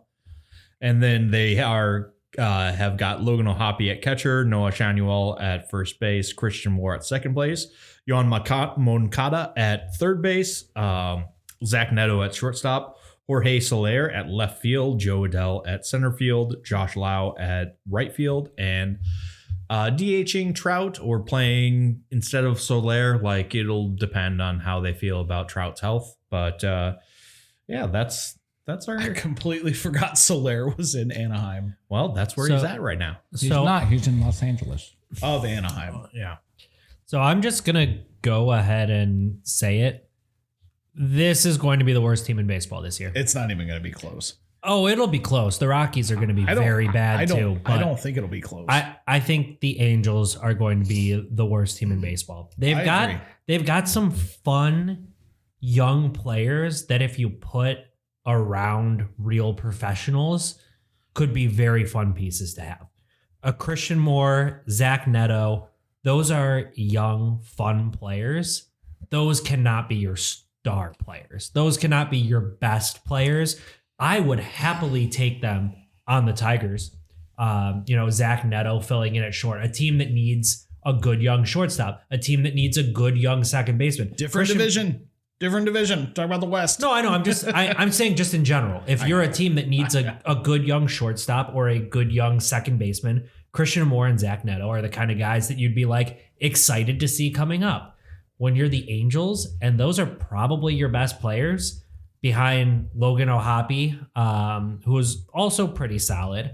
And then, I mean, whatever you end up getting out of Mike Trout, I'm not going to disparage anything about Mike Trout. If he's healthy, he is not only the best player on this roster, but he's still probably a top 25, top 20 player in all of baseball. It's just unlikely he's going to be healthy. Yeah, his health has not been there the last several years. So just like how I feel about Ohtani pitching, I just don't feel like I've seen enough of it lately with the health that I'm confident that he'll have a full season pitching. I don't know that I'm confident that Mike Trout will be healthy for a full season, but obviously he's still one of the best players in baseball if he is healthy for a full season. And when he has played, he's still mashing home runs. His average has gone down quite a bit, but the dude can still hit the ball 500 feet almost. I think this is a 50-win team at best. Yeah, but if Mike Trout doesn't have a full healthy season and you're banking on O'Hoppe and Neto and Moore to be your offensive, wagons that you're hitching to, their bullpen is atrocious. Their rotation is atrocious. This is the worst team in baseball. So the one thing that could bolster their bullpen, I don't know what Ben Joyce's situation is coming back. He is an electrifying closer. At least he was before he had Tommy John surgery. He should be back. Maybe not at the beginning of the season, but within the first couple of months of the season, and should like resume that high leverage role. If he can return to form, like that's going to be a very exciting piece. But yeah, you're absolutely right. Like I don't know if I agree with you that this is going to be a, bottom of the barrel team, but I feel like the thing that's frustrating is they have done nothing but tread water to pretty much be the same team that they were last year. And it's not like they even have any players that you'd be excited about trading for other than the young players like Zach Neto that they've got under control for many years. Which theoretically are not going to be available. Right, yeah. I mean, everyone's got their price. If someone wants to, unload their whole farm system to go and get Zach Neto, you can get him. But it feels like you wouldn't do that for a guy who is basically just going to be at the top of your farm system. Right. There is a little bit. They've got one Tyler Brenner who they drafted last year, who was a college pitcher. He's going to be probably coming into the bigs this year. He's a high floor type of a guy. And then they've got George Clausen, who has got much better stuff, but has far less control. So he's got a higher ceiling and a much lower floor. So if you've got kind of one thing that you can hope on, Angels fans, it's going to be those two young pitchers. And all four of you who listen, and they'll have a league leader in their roster. Anthony Rendon is going to lead the league in days on the couch. I thought you were going to say fans punched. No, days on the couch. The parallels between the Angels and Rockies are just crazy. Like they both have this albatross contract with Bryant and Rendon. They both have bottom of the barrel farm systems, even though they shouldn't, because they've both been bottom of the barrel teams forever. They're both going to have new managers technically this year with Kurt Suzuki taking over the Angels. Mm-hmm. I feel old because I watched him play very vividly as an adult. Me too. Same. I don't know what this team is doing. They're just always bad. Nothing. They've been bad They've had generational players on their team. Oh, they had Ohtani and Trout years. Together and still didn't make the play. The end of Pujols' career, but still, yeah, sure. They had 3 first ballot, should be unanimous Hall of Famers all at the same time. And they just can't put it together. It's they amazing. need Mike Scioscia in a weaker division than the NL West is by far. They need Mike Scioscia back. And it's crazy because, I know that they're not the Dodgers in terms of money that they make and spending ability. They're not the Dodgers. They're still a Southern California team. They have money. They can do things. They just haven't. This is the sad thing. Their payroll is not light. No, they've got a significant amount of money that they've devoted to the team. It's just not in the appropriate places, and it's not paying back dividends. So the money is not doing what you'd like it to do. We've spent too much time on the Angels. Yeah. There's no Angels in the outfield this year. And does anyone see them as anything other than the last place scene? Nope. Okay. Well, hard no. I mean, I already said I have them as the worst team in baseball. So. I agree. On to the next. They're the worst team in baseball, but somehow finishing 4th in the division. Yeah. Amazing. Due to head-to-heads. Yeah. all right. On to the next. Oakland Athletics, they won 70. Artists formerly known as. Oh, can't call them Oakland anymore. Sacramento, soon to be Vegas Athletics. They're just the Athletics. They're just the Athletics. Via the law. They're just a bunch of dudes that like to get together They're in a just park a bunch of dudes and do jumping jacks. They're like, that's what they do. They're the Madonna of baseball, just athletics. The calisthenics of Sacramento. Yes. They did not return the services of JJ Bleday or Gio Urshela from last year. Oh, no. And they have decided that they need Jeff McNeil and Aaron Savale on the team, which is definitely like pieces coming in far outweigh the pieces that are going out. Jeff McNeil is such a wild acquisition. And then the rotation is going to be Severino, Spring, Savale, Lopez, and Luis Morales. The catching is going to be done by Shea Bangaliers. Nick Kurtz at first base. Say it slow. Yep. Second base is going to be Jeff McNeil and Zach Geloff if he comes back from injury. The other Max Muncy is going to be at third base. Wild that they keep so finding funny. third That's base. so Max disrespectful. Muncy's. No, he's Max Muncy now. Okay, all right. The Dodger one is the other Max Okay, Muncy. all right. So the Stupid young ginger. Max Muncy, the younger, is going to be The their youth third of Max baseman. Muncy. MMTY. Jacob Wilson at shortstop, Soderstrom at left field, Denzel Clark at center field, Lawrence Butler at right field, and Brent Rooker is going to hit some bombs When as he their hits DH. the ball, This it goes offense a is long fun. way. This is a fun offense. They're not just fun; they're straight up good. Yeah. This They're- offense this- is this off- straight You got up like good. 430 homer guys in this lineup. This offense is exciting. This And is 100% my team to watch. I was gonna to say, make if the you- biggest jump. If you asked me what's one offense that's not a traditional powerhouse that I'm excited to watch, it's this one. It's not even close. The issue with them is they just don't have much pitching. So No. if you if you're one of those fringe fans who's like, baseball is boring because there's not a whole lot of scoring, I'll tell you what, the team that you need to be a fan of this year is the Oakland, Sacramento, Las Vegas, whatever the hell we want to call them, Athletic. the Pacific time zone athletics. Because they may score 7 runs a game and they may give up 8 a game. Can we make a quick pitch to the city of Sacramento? We would love to come out and do a live show. Oh, absolutely. From your college ballpark. You realize it That- gets like 105 degrees holds- there in the that middle of holds- the summer. Yeah, Deal. but the ball flies. Deal. I've been there in the summer, and I enjoy Sacramento in the summer. If It's I get to quite watch nice. Langoliers and Kurtz and Wilson smash the ball But here's- and here's- Rooker, I'm in. But here's the thing: you're drawing, I don't know, 2,000 people to your college stadium. We can bring you at least 25 others. Yes. We can do that. We can bring you 1% more. We can do that. We are the factory. We are the factory. For those in So, Detroit who have You want to seen increase many your wall attendance side by windows. 1%? I didn't know what You come to that us. meant, but now I It- appreciate it. Yeah, You don't have to Detroit explain it. area I wall got side you. windows. I got you. But yeah, Sacramento, bring us in. But yeah, at the end of the day, this is going to be a very fun team to watch. I don't know. They could go anywhere from winning 85 games to winning 68 games. Well, I thought you were going to go the honestly. other direction. No, I think 85 is probably the top. It's amazing that they. 85 to 120. I No, don't know. but they could be anywhere from a 68 win team to an 85 win team, depending on can the pitching I don't. keep it low enough that the offense can make up for it.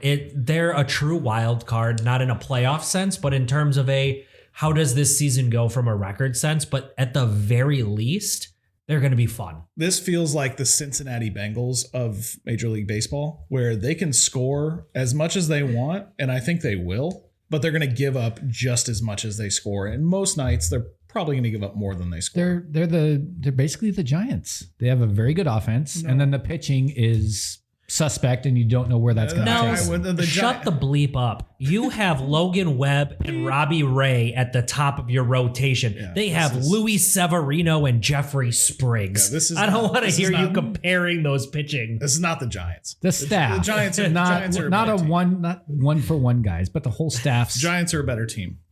sure. Yes, I will say that I echo everything that they say. This team it'll likely be very fun to watch, and you should enjoy watching this team play offense. The pitching is going to be choppy and not good.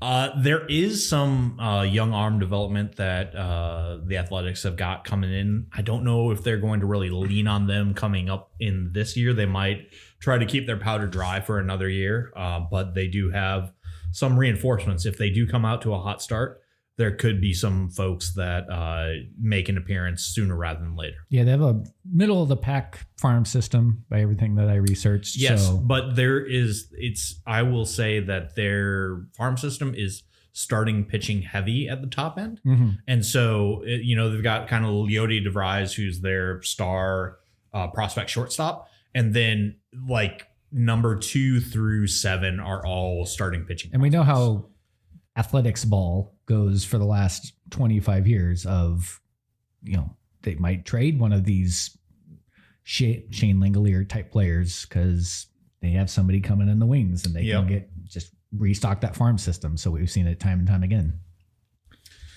I do like this team. Ever since Brad Pitt. I do doing those moves. expect things from this team. How can you not be romantic about baseball? Me too. Go out and get you an elephant A's hat. I think it's one of the most Oh underrated yeah, hats the in elephant baseball. balancing on the ball. It's such a good hat. It's not in the room. It's on the hat. No, no one's commented on my new hat, by the way. I just want to point that out. Honestly, I looked at it as we were talking about this, and I'm like, oh, Ben's wearing an A's hat. Yeah. No, Actually, it's a Brave St. Patrick's Day St. hat. Patrick's Day hat, yeah. But the green A threw me through a loop. Well, you see the thing No. on the back. I'll show you later. Yeah. It's fine. This is not a visual medium. Let's go to Tejas. Let's do it. Let's go talk about the Rangers, Sure. who finished spot on 500. Don't know how that's going to go. They lost Merrill Kelly, Tyler Mahle, Phil Maton, Adelise Garcia, Jonah Heim, and Marcus Semien this offseason. They added Brandon Nimmo, Danny Jansen, Mackenzie Gore, Jordan Montgomery, who however is recovering from Tommy John surgery, so he might not be back until middle of the year, and Alexis Diaz. Their rotation is going to be a guy named Jacob deGrom, who is an absolute delight to watch pitch. Nathan Eovaldi, Mackenzie Gore, Jack Leiter, and Lutz. Montgomery should probably take that fifth position when he does get healthy. Danny Jansen is going to be catching, Jake Berger at first base, Josh Smith at second, Josh Young at third. A lot of J's to start everything off. Also, Young spelled Jung Yes. for also those who don't know. In case you're looking to buy a jersey on Fanatics. Corey Seager, Wyatt Langford, Evan Carter, and Brandon Nimmo. And Jock Peterson is still on the team, probably going to be their DH. Can't believe that. Is he still wearing the pearls? No, he gave that up. That was a one-time That's thing. a bummer. But you looked like you wanted to be the first to say something on them, Ben. So we'll go to you. Am I crazy here with thinking that the moves that they made and the players that have left and what they brought in the acquisitions is the most wash of all washes? I think they actively got worse. I agree. They may have feel gotten like Sorry, go ahead. I don't feel like they've got significantly worse, but I do worry that they got worse, and I'm kind of thinking that they're going to shake things up even further. I think that they're going to be the opposite of the A's. I think their pitching is going to be fantastic. I think that they're going to struggle to score. That's the same thing it was last year. Seager's still a very, very good player. They couldn't score for how many months Wyatt to start the season Langford last year? Is an elite talent, has a very high ceiling. Outside of that, I don't really like this lineup very much. I actually hate this lineup. Evan Carter is a very good bat to ball kind of guy. He reminds me of a Luis Ariz a bit that can run. He has some speed, which Ariz never has, but he's a very good bat to ball guy. He's not going to strike out a ton. And he has middling power. The rotation is if they're all healthy though, a 1-2-3 of Eovaldi, deGrom, and Gore is filth, absolute filth. And then to have Jack Leiter and Kumar Rocker bringing up the 4-5, this has the potential to be the best rotation in baseball. Save another team we'll talk about here in a few minutes. But they're going to be relying a lot on that starting pitching to hold teams down. I don't look at this team and think of this team as a team that's going to compete this year. No, they're not going to compete this There's year. another team who brought in a new manager, Skip Schumacher, over from Miami. We'll see if that can, inject some energy into them, I suppose. If the offense can overperform, I guess, or get back to where they were a couple years ago, because last year was bad. Can we just say and perform? Weird? Yeah. I like the rotation. Rotation's good. The rotation's great. Yeah. So if the offense can be decent, they could make some noise. I don't buy decent with them though. And just the last thing for me to kind of top off, Eovaldi has been like the most under the radar stud of a pitcher the last couple years. I feel like he doesn't quite get talked about like a lot of the other big name pitchers do. He's been fantastic. Last year, he started 22 games, was just under qualifying, had a 1.73 ERA, has always been a high strikeout guy. That's a guy that he's healthy for a full year. Look out. I really think that this team is going to struggle this year, and my bold prediction is Jacob deGrom gets moved at the trade deadline. That's very real. I actually could see that. So after the 2028 season, that would be the last year of Jacob deGrom's contract. At that time, he'll be about 40 years old. There will be a $20 million club option that the acquiring club would be able to pick up, and I probably will not hate a 40-year-old Jacob deGrom at $20 million a year, so I don't have a problem with that at all. Depends on his health. I do have a problem that the show is not making that, but okay. So I mean, I think that this I'm looking at what number I put down for this team's record, and I'm feeling that it's too bullish. Fun fact about Jacob deGrom: if he were to retire today and never pitch another inning in his career, he would be the MLB's all-time leader in strikeouts per walk in his career. He is an excellent pitcher. Yeah, phenomenal. He's just got to stay healthy. He hasn't been healthy since 2019. How old is he now? 40? 37. He'll be 38. He's 38 Jeez. for this year. All right, I'm going to see myself out. Good Lord. Okay, so we're moving into second. We're moving into second. We're talking about the Houston Astros, aka the Houston Colt 45s. Hey, that's the one. Yeah. Last year they won 87 games. They lost 75. Who else did they lose? They lost Framber Valdez to Josh's Detroit Tigers. They lost Ramon Urias. They lost Victor Carantini to my Minnesota Twins. Luis Garcia was in their rotation very briefly, but he is unsigned. He's gone through another Tommy John surgery. They lost Mauricio Drummond. They lost Jesus Sanchez. They added Joey Luperfido. They brought on Tatsuya Imai from Japan Pro Baseball. Mike Burrows, Ryan Weiss, who was in the MLB and spent seasons in the KBO, and Nick Allen. So that puts their rotation at Hunter Brown, Christian Javier, Tatsuya Imai, Lance McCullers Jr., Ryan Burrows, and Ryan Weiss, going with that 6-man to give Tatsuya Imai a nice soft landing coming over into the MLB. Yanier Diaz is their catcher, Christian Walker at first base, Jose Altuve back at second, Carlos Correa at third, Jeremy Pena at short, Joey Luperfido in left field, Jake Myers at center, and Zach Cole in right field with Jordan Alvarez DHing. And Isaac Paredes not really having a role on this team other than coming off the bench right now. So, which is wild. Can I just jump in real quick? When you have to say another or second Tommy John surgery, yeah, that's not good. Typically not. On the same arm? Bad. Well, you're only throwing with one. Well, I don't know. Not a lot of pitchers get Tommy John on their catching arm. Jurangelo, however you say his last name, the prospect for the Mariners, that's a switch pitcher. Well, I don't know who you're talking about. Oh, you don't know? You don't know about? And we don't need to spend time on it. Nope. We'll talk about it off the show. When you're a switch pitcher, that means that you get Tommy John surgery one time and then you're still able to go. Yeah. It doesn't transfer to the other elbow? No. You got 2 elbows to burn up. Oh, that's a bitch. So I will just tell you that, man, I look at this and I feel like this is the season that the wheels fall off of the Houston Astros. Like last year was kind of that year.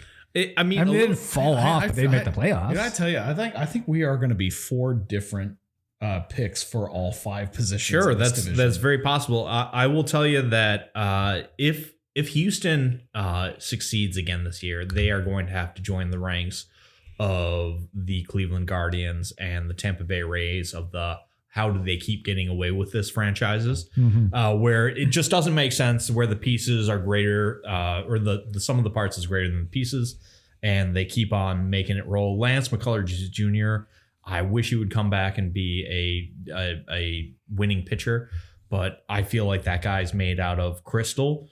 I would like to see good things out of Tatsuya Imai. Like, I think that would be really exciting, but beyond that, like, there's not a lot that gets me very excited outside of maybe Jeremy Pena in the lineup. Jose Altuve is going to be good, but he's also a year older, and I'm supposed to get Jordan back. well, they've got Jordan back, and yeah, He's one of the top hitters in the game. No, yeah, I should. Top 10. I think he's a top 10 hitter. That is 100% on me. I forgot about Jordan Alvarez because he is an exceptionally scary hitter. And, Yes. and I need to put some respect on his name. That's part of the reason why they didn't do well is he was hurt. I think as a show collectively we could strike him out. No, Yeah, I mean, I think the We're throwing Astros. 40 miles an hour. The Astros are the much worse version of the Dodgers. From what I said before, where they've got a lot of names that you look at, and boy, if this was 7 years ago, this would be the best team in baseball. But it's not 7 years ago. A lot of aging guys. Love Christian Walker. Love Jose Altuve. Love Carlos Correa. They're getting old. They're getting old now. And really, outside of Hunter Brown, the rotation's kind of shaky. And then even in the bullpen, Josh Hader and Brian Abreu are still both very good, but Hader's starting to get up there a little bit too. Hader's He's been also around a bit. He's dinged up coming into Yeah. the year, so he may not be ready for opening day. Yeah, I see this as a team full of really good names that a lot of them are past their time, starting on the decline or continuing on the decline. I mean, obviously for all baseball fans, hopefully Alvarez comes back fully healthy and starts mashing again because he's so fun to watch at the plate. But, just like with any player that misses almost an entire season, you never know what they're going to look like the next year. They also have a bottom of the barrel farm system as well. So I don't think they're going to have any reinforcements coming to help them out in that regard. To me, this is very similar to the Padres. Yeah. This is the last ditch effort with this team.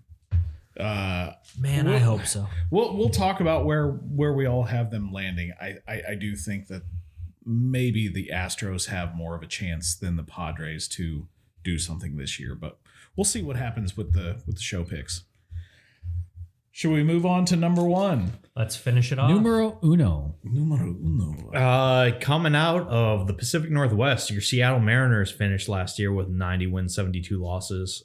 They lost Eugenio Suarez, Jorge Polanco, and Leody Taveras. They added Brandon Donovan and Jose Ferrer. Their rotation is probably the best one in baseball. I think you can take probably off the table. Well, Let's just eliminate that superlative. Yeah, I mean, I guess This is the one team that where Nels' complaint about the back part of the rotation is like the opposite of what I said, where it's like nobody has a great 4 or 5 starter except Seattle. Yeah, so you've got Brian Wu, Logan Gilbert, Luis Castillo, George Kirby, and Bryce Miller. Emerson Hancock is there for whoever might need a breather, and Dane Dunning is there as the number 7 starter. Catching is Cal Raleigh, who's that? Who's that? He should have been the MVP. Should have been the MVP for 2025. I agree, but also every time I look at Aaron Judge's stats from last year, it still blows my mind. And every time I look at Aaron Judge, I see Donkey from Shrek. Okay. Donkey from Shrek who's going to hit 650 home runs. Donkey. Seattle will have a full season plus many more of Josh Naylor's services. They'll have Cole Young replacing Jorge Polanco at second base. Brandon Donovan at third. J.P. Crawford is at shortstop for now. Randy Rosarena at left field. Some guy named Julio Rodriguez? Julio. Rodriguez. He likes to be down by the schoolyard, and he's in center field. Victor Robles and Dominic Canzone probably DHing. Colt Emerson is like their top prospect. He also plays short. And I love JP Crawford, but I also would not be surprised to see him cede that starting role to Colt Emerson at some point. It's a very replaceable player for a top prospect. Yes. It's not a guy that's blocking a top prospect from coming up. And then where do you see him going if they move him? I think that he'll probably just go to a bench role where they'll put him into like a super utility type. Yeah, he's an athlete. He can play anywhere on where the field. they'll just like I kind of like him at second if they move him. well, he can play second, third, short, and he can also be in the outfield. Yeah. And they'll Brandon just give Donovan is historically a second baseman too. They have a lot of flexibility on their infield defensively. They'll just give someone a breather and let JP Crawford like play a different position every day. Like he's good enough where I feel like he's going to be able to do that. Their relief pitching still, you've got Munoz, Brash, and then they've added Fernier to that, which for 7, 8, 9 is a really excellent back of the bullpen. So they have got a pretty stout relief core to just shut the door when they get ahead in games. I love this team. This was my World Series pick for the AL last year. I'm not. And how'd that go, Ben? Quite honestly, I'm not changing it this year. I think they're poised to do it again this year. Okay. Yeah. Hot take. That's not really. That's actually a pretty mild take. This is one of the best teams in baseball. By 100%. By far. In addition to all that, they have a top 5 farm team as well. This is the best team in the American League by far. This is a team where if you're excited for the present, but also want future to be excited about, like this is what a franchise should look like if it's put together well. So let's, as a show, real quick, let's do our picks real quick, and then we'll take a break. Mariners won. I don't think anyone is disputing the Angels are coming in last. It's very NL West-ish. We know the first place team and the last place team pretty rock solid, and then the middle is kind of vibes. So Nels, give us your 5. I'll go Mariners. I think the A's make some noise, finish second. You stealing my thunder. Wow. I'll go Rangers. I think you're right about the Astros kind of falling off here, and then Angels 5th. Okay. So Mariners, A's, Rangers, Astros, Angels. I forgot even who they were. I'm going with the Mariners in first, obviously. Like I've said, I am super excited about the A's. I think their pitching is obviously not great, but will be good enough with that offense to surprise a lot of people. And I'm very excited to see how they do. I have them at second. Houston at third. Will take a step back, but still a good team overall. I think the Rangers just are not very good. I have them in fourth. And like I said, the Angels might be the worst team in baseball. Tyler? So I had to change it on the fly. Actually, I looked at it and I looked at Texas's team and I just didn't like it quite as well. I had them a little stronger than otherwise. So now I've got Seattle with 92 wins, 70 losses. Oakland second, 83 wins, 79 losses. Houston, big fall off, 79 wins, 83 losses. Texas, 76 wins, 86 losses. Angels, same record as they did before. Still 72 and 90. I think that they're just treading water. So exact same as 2025, rinse and repeat. Yeah, I'm actually in the same boat as you, Tyler. I'm going Mariners number 1. I'm going Astros 2. And the reason that I'm going Astros 2 is because this is their last year in this window. I do think that they're going to go all in at the trade deadline, even if they're a little bit behind where they should be. I think they go all in. They make a wild card spot, and they have an incredibly unsatisfying first round exit. Rangers for me are third. I don't trust almost anything about the Rangers when it comes to offense. I'm putting the A's at 4. As exciting as their offense is, their pitching is atrocious. I don't buy that they can defend in any way, shape, or form. And the Angels are the god-awful worst team in baseball. The Angels. They're coming in at 5th. For me, it's not even close. So Angels under the outfield. So, Nels, you were Mariners, Athletics, Astros, or Mariners, Astros, Athletics? Mariners, Athletics, Rangers, Astros in 4.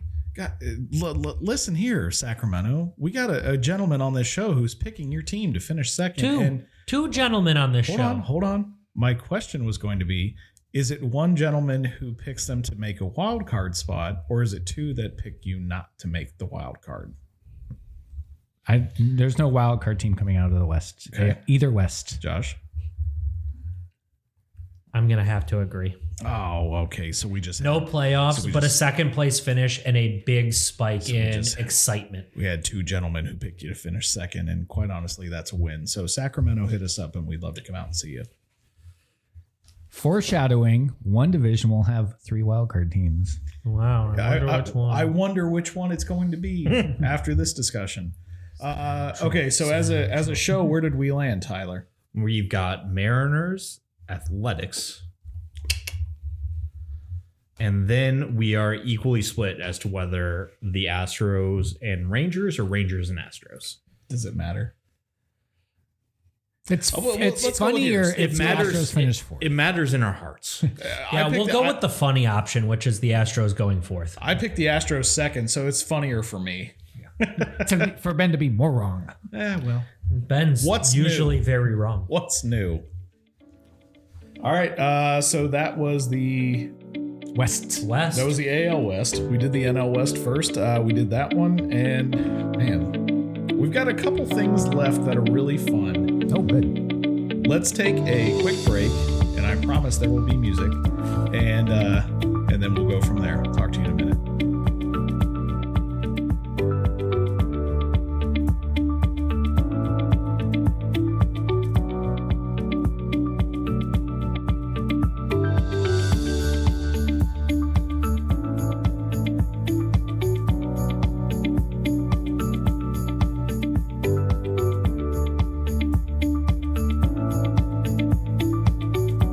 And we are back. All right, kids, let's finish this episode off the right way. Let's talk about our favorite segment. Everyone lean back a little bit, and Avery demands answers. All right, we got another two-parter.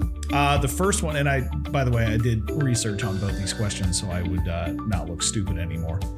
The first one is, does every Major League Baseball team have a mascot? No. Nope. Okay, Yeah. you are correct. In the think they first do. part, what are the teams that don't have a mascot? I know the Yankees don't. That's one. Oh, you're telling me the boring Yankees who won't even let you have a mustache don't have a You mascot? can have, you now. can have a mustache now. Well, They used to be the New York Yankee mustaches. Yeah, Is it the Dodgers? That's two. yeah. I was gonna say Dodgers. What's the probably don't. third? Do the Blue Jays not have a mascot? The It's Blue a Jays. giant blue jay, isn't Blue it? Jays have a mascot. Okay. I mean, it would make sense. I just can't picture the Blue Jays. Do the Braves? The Braves do. His name is Bloopy. It is. Oh, blooper. yes, Or blooper. yes, Blooper. yes. He is like the non-green version of the Philly He's like Fanatic. a snuffleupagus. Yeah. The Cubs. No? No, Cubs have got Addison. So Yeah. I'm thinking of the White Sox. No. Clark. Yeah, Clark. White Sox have one also. I just know the names too. Good. Do the Tampa Bay Rays not have a mascot? They do. Okay, what's their mascot? Ray. I don't know. Is I it know Ray? I will say my Ray? favorite mascot though is the Colorado Rockies dinosaur. It's Ray. Dinger. It's Ray. Dinger. I know Dinger. It's Ray Stantz from Ghostbusters. Okay. Oh, okay. Okay, I think my last guess is the Rangers. No. Okay. Oh, shit, The that's last team that does not have a live mascot is the Angels. Oh, Mm. that seems pretty easy. Well, they're do they not have a live. dead They mascot don't have because a- they're the They Angels? don't have a dead mascot that we can see, Okay. so no live mascot. It's not Tony Pretty Danza. I'm pretty sure they're already in the outfield. Yeah. Eight. Okay, so no, Avery. Every Major League Baseball team does not have a mascot. There are three that do not: the Yankees, the Angels, and the Dodgers. The team that you want to root for does have a mascot, Avery. Absolutely. They're All right. fun. Second question that Avery had: who was the first mascot in Major League Baseball? Not Dinger the dinosaur. No, it was not. No, Dinger the dinosaur. because I remember his birth. I will say It's weird. No, they hatched him out of an egg on the field. Like it's a whole thing. Do you not remember that, or have you not seen that? also they the literally team- rolled an the team egg came around out and- onto the field and hatched the egg. like the gobbledygooker. Yeah. Okay. So I don't know this to be factual. The earliest mascot that I can remember is the San Diego Chicken, who was also hatched out of an egg for the Padres mascot. He's not currently the Padres mascot, but No. he was a mascot of the people. So the San Diego Chicken was always the San Diego Chicken, but he showed up at multitudes of other sporting events, not just Padres games. I love your knowledge and your dedication to history. Yeah. You're wrong. I don't That is doubt that pretty at all. Is it Mr. Met? It is Mr. Met. Mr. What year? Oh, let's just go 1962 when they started. Nope, Okay. not 1962. Ooh. Is it going to be 69 where they were the Miracle Mets and they hatched a new mascot for the first time? Negative. In Josh's mind, all mascots come out of various eggs. Yeah, well, This one came out of a box. dude, have you seen Mr. Met's head? There is no way that thing comes out of a birth Where canal. did this Okay? tiger come from? An egg. Where did this bear come from? An egg. Okay, I will just say, all I've had is Bernie Brewer, an egg. dinosaurs, reptiles, and something with a massive baseball head that You're cannot fit through a birth canal. Well, you don't know who it came out of, so you don't know what birth canal it was. Either way, Tyler, do you have a guess for what year Mr. Met came on the scene? Oh, I don't know. Let's say 66. Nah, 64. Okay. We were all in the right 1964. decade, at least. Those were good questions, Avery. Yes, Keep thank them you, Avery. coming. Keep them coming. I Love it. Just by the way, I am still working the angle to potentially have Miss Avery live for the 4-4 show. Oh, I'm so Please excited. do. Yeah. If we can't have her live, I'm trying to get a video or at least an audio of her actually asking the question. That would be lovely. So that our listeners can understand that she's not made up. She's a real niece of mine. All right, let's move on to Ballpark Brews. And this particular beer was recommended to me by Justin of the Beer Dad and Brewed podcast. Justin and I met in a podcast group on Facebook. We've connected. He's actually a big Padres fan, not a Dodgers fan now, so you don't hate him that much. Not that much. Not that much, Yeah. exactly. Keyword that much. But Justin and I have talked and we've conversed about his podcast, our podcast. He hosts, obviously, like I said, the Beer Dad and Brewed podcast. They do a lot of craft beer reviews. So he recommended the Stone IPA from Escondido, California. my Stone God, Brewing. Ben. I know, I tried. Should have just In let me case you pronounce it. didn't know anything about Ben, he is definitively white and not Hispanic, therefore cannot. I'm not Hispanic too, but I can pronounce it because I'm from California. Well, to be fair, sure. it was on 75% zoom in rate, so I couldn't read it that well with my contacts. At the end of the day, Ben just can't read. I can't read, I can't do math, but I'm here, and if I weren't, He can work some audio equipment. This podcast would never get off the ground. So thank you, Justin, for the recommendation. Everybody go out and follow Beer Dad and Brewed podcast. Get on their socials, and let's do a quick rating. I have been to the Stone Brewery in Escondido. What are you pointing out? Oh, I'm just saying on the can it says Escondido, California, and Richmond, Virginia. Oh, Just an interesting coast to coast. there you go. So the Escondido Brewery is a beautiful brew hub. If you find yourself around, like absolutely make it a point. And also on the label, this is noted as vegan beer, as opposed to all those other non-vegan beers. Excellent. Vegan hops and wheat and Cheers. barley. Cheers, and boys. water. Cheers.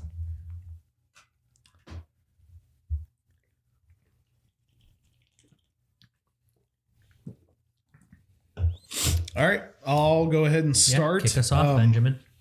I'm not always the biggest IPA guy in the world. That's actually really smooth for an IPA. It's not super hoppy. It's not overpowering. I like that a lot. Also, I like the can. I like the packaging. That's super fun. Their signature devil head with the curly horns, Yeah, I like or that. wavy horns, I should say, not curly. Wavy horns is definitely an iconic logo. Yeah, I like it. I'm going at least a double. I'm going to go ground rule double. That's really good. I like that.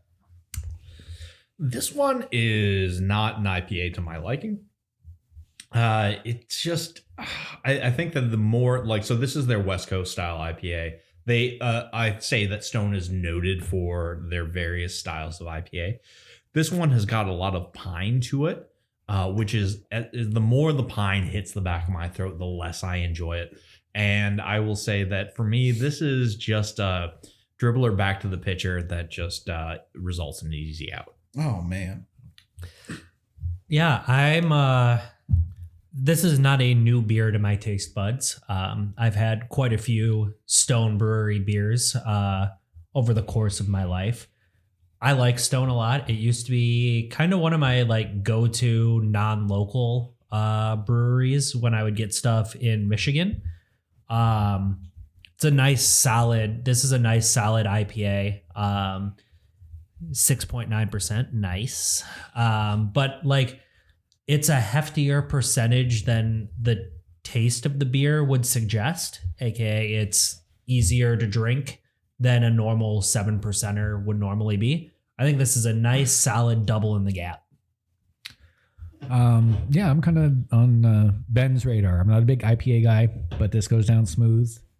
The fact that it is smooth, as Josh said, and it's a 7.9 or 6.9%, that makes sense because it has literal Satan on the can, which is what that is. It's easy to drink and get you going pretty good. Are you saying Satan is easy to drink and gets you going pretty good? Yeah. Yeah. All right. Yeah. We'll go double. Pulled down the line. Nice stand-up double. I will drink this beer happily. I like it. All right, so that was Ballpark Brews, and again, we would like to thank Justin from the Beer Dad and Brewed podcast for the recommendation. Thank you for collaborating with us. We will tag Justin and his show in today's posting about the episode drop. Really appreciate it, and hopefully we can have Justin on an episode coming up soon. And the cans match both your hat and Producer Man's shirt, or just outfit in general. We did that. The on green purpose. and black. We did that on purpose. Yeah. All right, who's ready for some trivia? Me. Sure. I'm ready to fail. I know which team was the first to win 10,000 games in MLB history. I had to change a question for you. Thanks. All right, so I did an AL West and an NL West trivia, and they're both 6 questions because, Lord. quite honestly, doing the math, 5 between 3 is kind of stupid. So I changed it to 6. Let's hammer through these quickly. Yeah. All right, Yep. who wants to start? Nels. Oh, Tyler. So Josh is going to start. Sounds good. So Oh, we're boy. gonna start with the AL West first, Josh. Okay. All right. What? Ken Griffey Jr. Nope. That is not an answer that's appropriate. What year did the American League West start? 1980. No. 1969. Bingo. Oh, Wow. nice. All right. So we'll go to you, Nels. Okay. Who were the original teams of the American League West? Oh, Lord. Oh my god. Not the Astros. No, they were not American League then. We'll say the A's, 1. the Mariners. No, they didn't exist yet. They didn't exist. Oh, all right. Then I'm out. Okay. Move on. We're gonna go with the A's. That's 1. We're gonna go with Pilots. Bingo. Seattle Pilots. In their 1 year of existence. Wait, so if I had just said Seattle, Hold on, would and I have hold been on. fine? And who are the Seattle Pilots now? Milwaukee Brewers. Milwaukee Brewers. There you go. I have a Seattle Pilots hat. One of my favorite I ones. want one. We're gonna go with the Angels. What version? California. Yes. We are going to go with Kansas City Royals. Mhm. We are going to go with the Texas Rangers. Nope. Did they not exist yet? Nope. Not yet. So we're at 4. So Out you of got 5? Out of 6. Out of 6. Out of 6. Boy. You got 2 left. Can I ask for a little hint? Sure. Do these 2 still exist today? Yes. Both Okay. of them. In the towns that they Sure. Yeah. currently Exist as they yes. Yes. are. No one. I If should have you- just you- gone, no. gone there. Milwaukee? No. No? We just talked about this. Pilots. Oh, yeah, they were not Milwaukee because Milwaukee was American League, Correct. but yeah. All right. Now it's back to you. Stupid. 2 left. I'll say the Twins. Bingo. That's 1. That was the other one I was going to go. And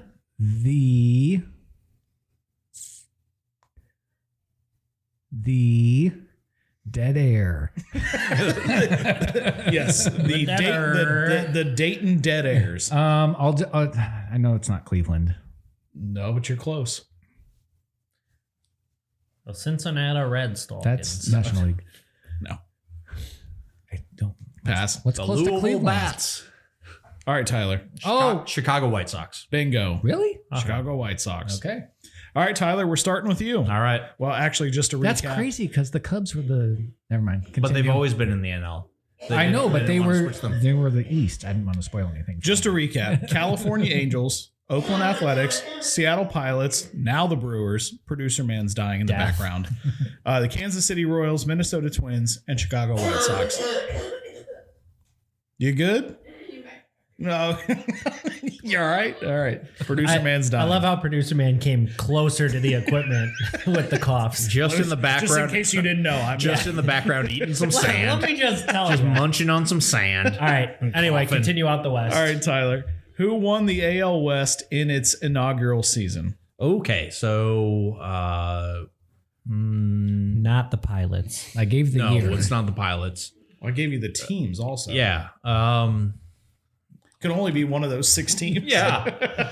It's not. There's not many of them. You really have, a what is it?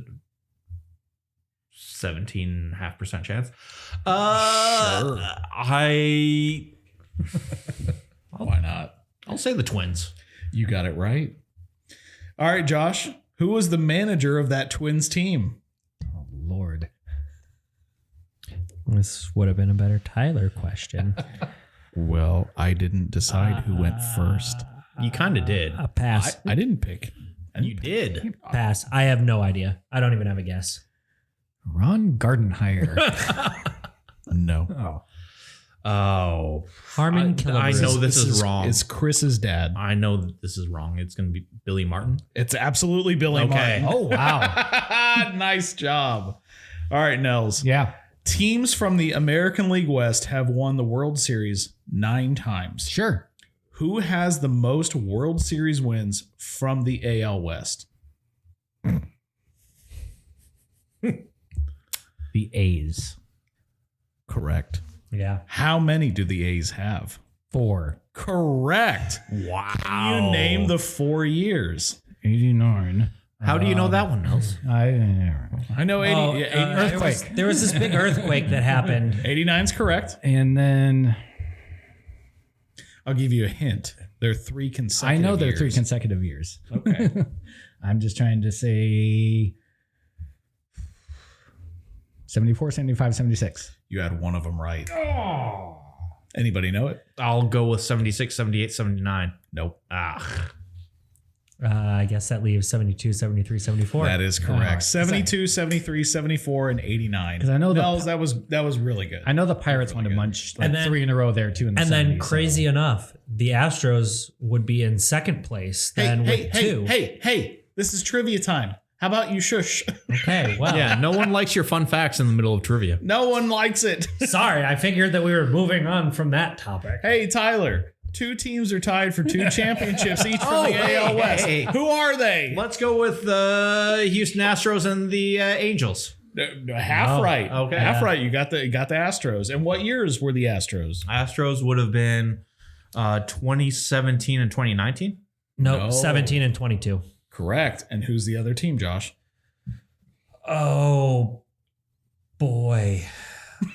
Because the Rangers only won boys. 1. Correct. The Angels have only won 1, which was 02. Mhm. There's no way that Oh, man. Yeah, Nels. the Twins win 2 while they were in the West. That's the Twins. Dang it. What are the years? I don't know the years. That would be a question for.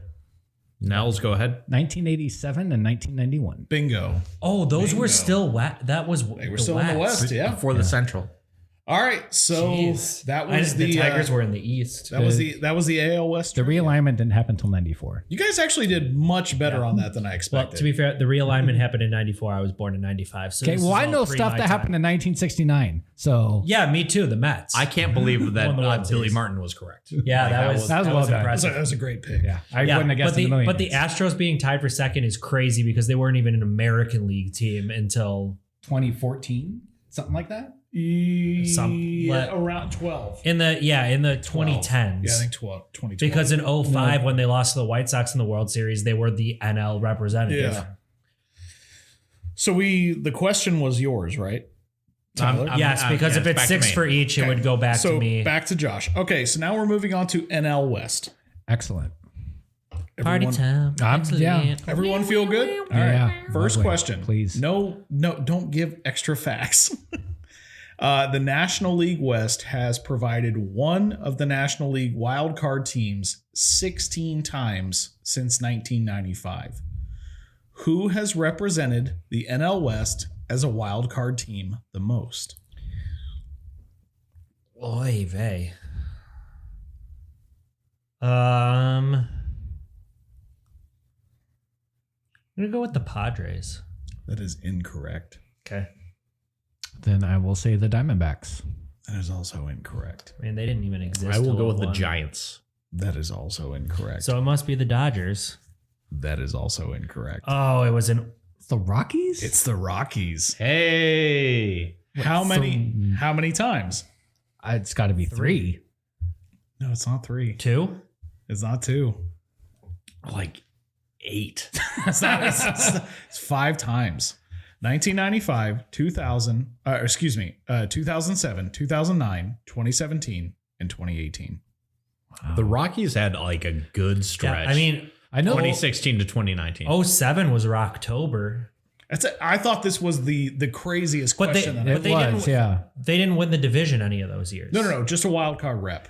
Yeah, That's all it was. have the Rockies ever won the NL? Or is that another trivia question that I It's should know? not. It's They've not. never won the division, no. And Okay, so all 5 playoff appearances came as a wild Yes. card. Card. Yep. Because like that's the other thing is how long the wild card's been around and then expanded wild cards. Like there hasn't been that many opportunities. Not a ton. Not a to ton. be a wild card Which is- outside of it's- the last handful of years. And it's crazy in that short of a time period to be the wild card rep 5 times. Yeah. It's pretty crazy. Well, I mean, and then you get like the Marlins, who I'm ruining NL East trivia in the future. I haven't written it yet. anything you But they touch, won you're the- ruined, Josh. That's like a month away. The 97 and 03 World Series out of the wild card, despite only being around since what 93. 3. Yeah, I was going to say 5. yeah, and they won 2 World Series in that short period of time. Anyway, Where we at? Nels. Nels. Hi. Hi. Name the 3 inaugural teams of the National League West who are no longer in that division as they exist today. Because they're the same teams as they were then. Is the point I was making. I'm just gonna keep All right, hey, can you just So wait. stop talking? So they were They were in the NL West when in it started, and 1969. they're no They're longer. in the NL West, and they're no longer in there. Is that what you're asking? Yes. Okay. and they still exist as that team today. So are we not saying Houston? We are. Okay, the Houston. That's one. Were they baseball not the team. Colt 45s anymore? They were at not. that point. No. Yeah, I mean that's the 45s and obvious 2 one because they zigzags. switched leagues. The Atlanta Braves. That's 2. Whoa. That's Back, loud. back up from the microphone. Yeah. Yeah, Sorry that's- for the. that's- Sorry, worst I'm still audio hot we've about had. 1993. That's 2. When the Atlanta Braves won the National League West with 104 games against the Giants, 103 wins. Calm down. I don't remember that year. That's 2. You got Out of one 3? more. Okay. That's 2 of 3. Cold 45 and 2 zigzags. Baby, that's all I need. So you do know the song. No, I don't. Oh, jeez. Oh, Oh, I know that. That's the Afro Man. That's the Afro Man one? song, Okay, yeah. I know that one. I know they got weird with it, so we'll just say the Cincinnati Reds. Bingo. 3 for 3. Wow. Nels from left field. Nice job. Thank you. Okay. All right. Tyler. Ready? Yeah. All right. Who won the inaugural NL West Championship in 1969? Oh, I believe that was the Dodgers. It was not. Oh. Was it the Padres? It was not. Oh. Funner way to ask that question is, who did the Mets beat in the inaugural NLCS? You know what? That is a great way to ask it. It is. And we'll go with the Cincinnati Reds. Incorrect. Okay. We're going to go second round. We're one of us has got it. We're only 16. Yeah. So Who's going to get it first? I will.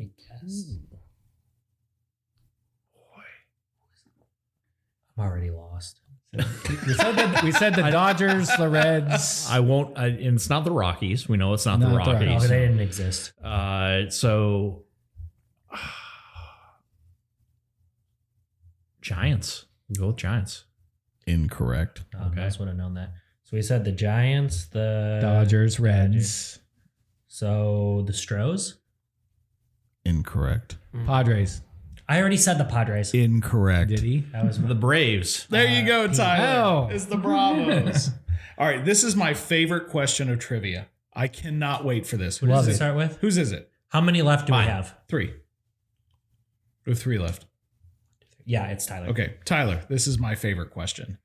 What Hall of Fame and 2-time World Series winning manager from the NL West has an asteroid named after him? Oh my goodness. This is the best question I found in all of our episodes of trivia. Dusty Baker. No, that's a great guess, though. Sparky Anderson? No, also a good guess. Because did he only win one in the NL? Ooh. Because he was Cincinnati, right? Yes, I got one. I got one other. think it is I got only one other. I got one other good guess. Oh, man. He won 2 NL West crowns and a World Series? Is that what you said? 2-time World Series winning manager from the NL West, and he's a Hall of Famer. 2-time World Series. 2-time. Tommy Lasorda. Yes. That was going to be my next guess. I'm glad you said it. So Is it the Tommy Asteroid? I'll give you Asteroid? the name. I'll give you the name. Asteroid number 6128 is named, quote, Asteroid Lasorda, and it was named that in 2003 by Caltech. There you All go. right. All right. The dumbest piece of trivia I've found since we started this show, but I Hey, loved every second Dumb of it. trivia is the best trivia. It's so funny. All right, so we're to you, right? All right, Josh. What NL West team played in the longest game on record? Oh. Not ever, just on record. Innings or time? Shoot. Yes. I should know this. Right. Correct. Shoot, I should know this. I don't know if you should, honestly. No, I should. Because this was in my I have a book that I grew up referencing all the time. It was called the Baseball Almanac, and it had a bunch of fun, weird facts and stuff. You should have and brought that with you to Kansas City and got Bob Kendrick to sign it. Should have.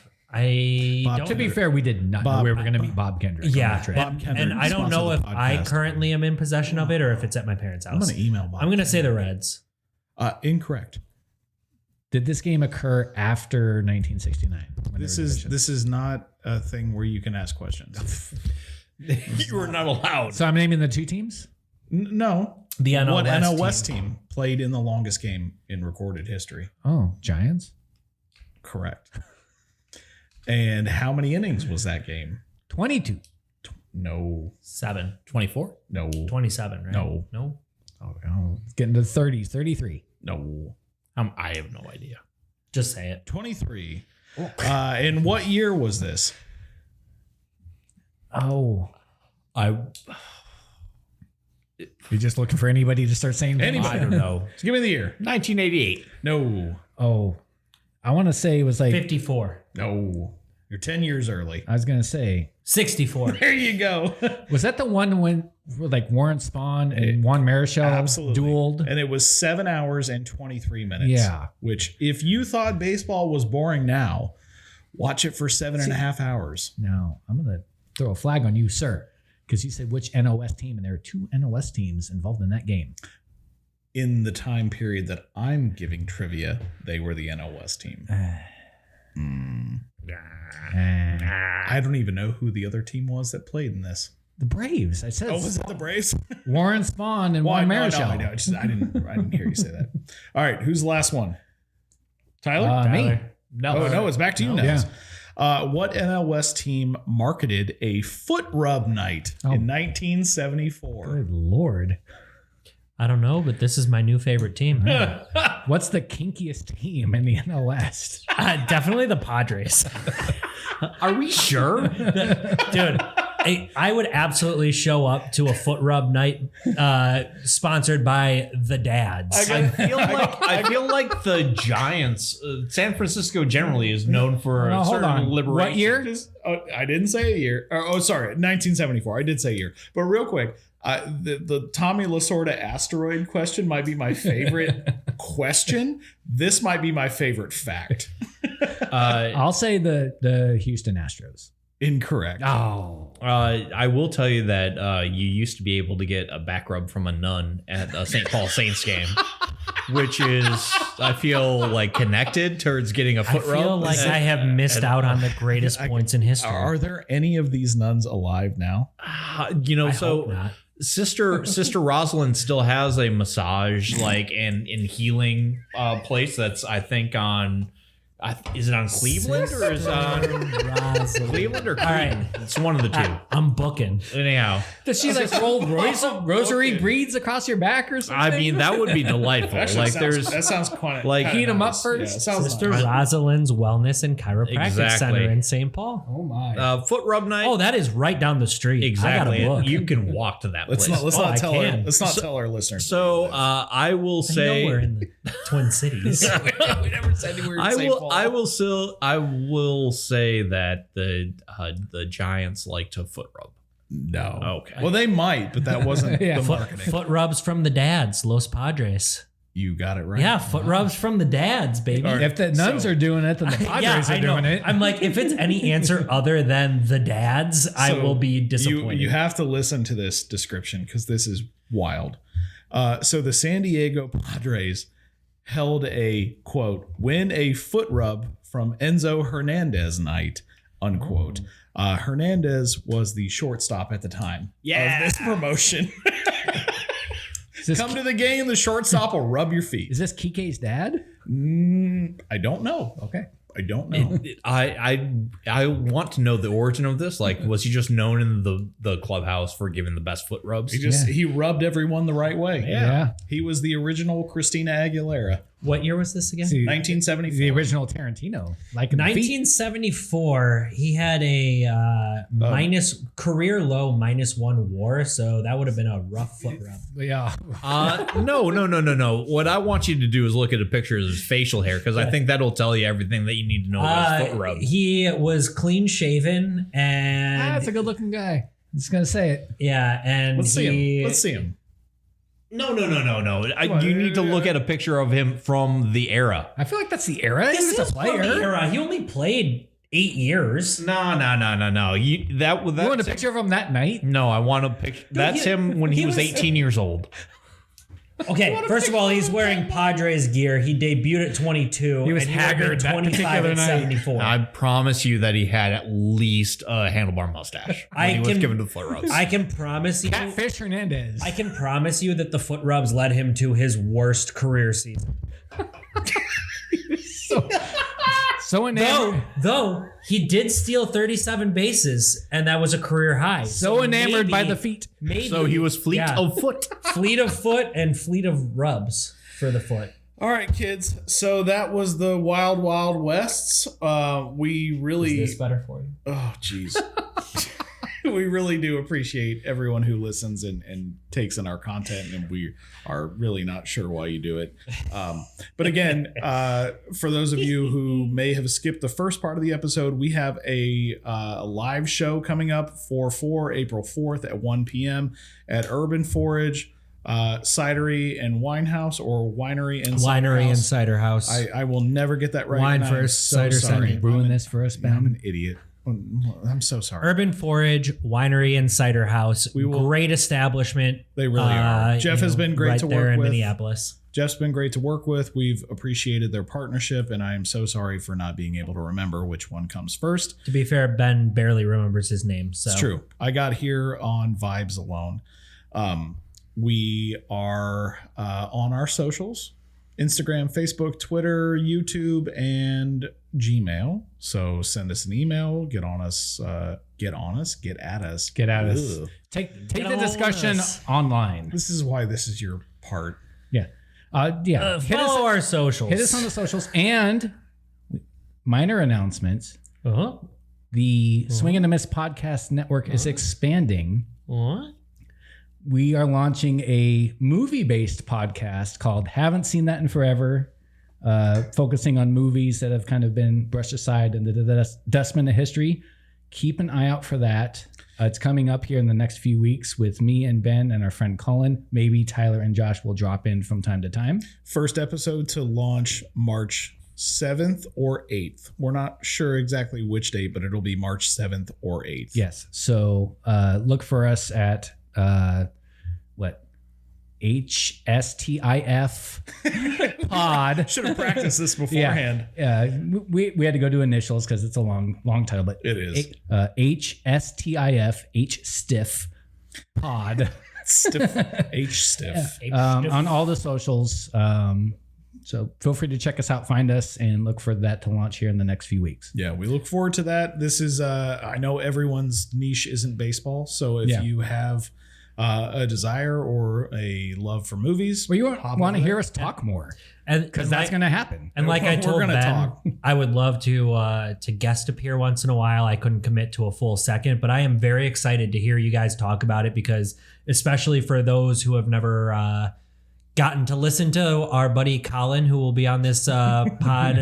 He's new a pod. ball of energy. That Oh, Colin. and he knows so he excited. knows movies, so I am very excited to start adding things to my list and listen to you guys talk about that, and hopefully pop in for one or two. Yeah, absolutely. We're excited to launch the new show. We don't have a name for the studio, but I think that's what you announce is fine. We'll call it the Stiffy. Yeah, the Stiffy. The Stiffy. That's fine.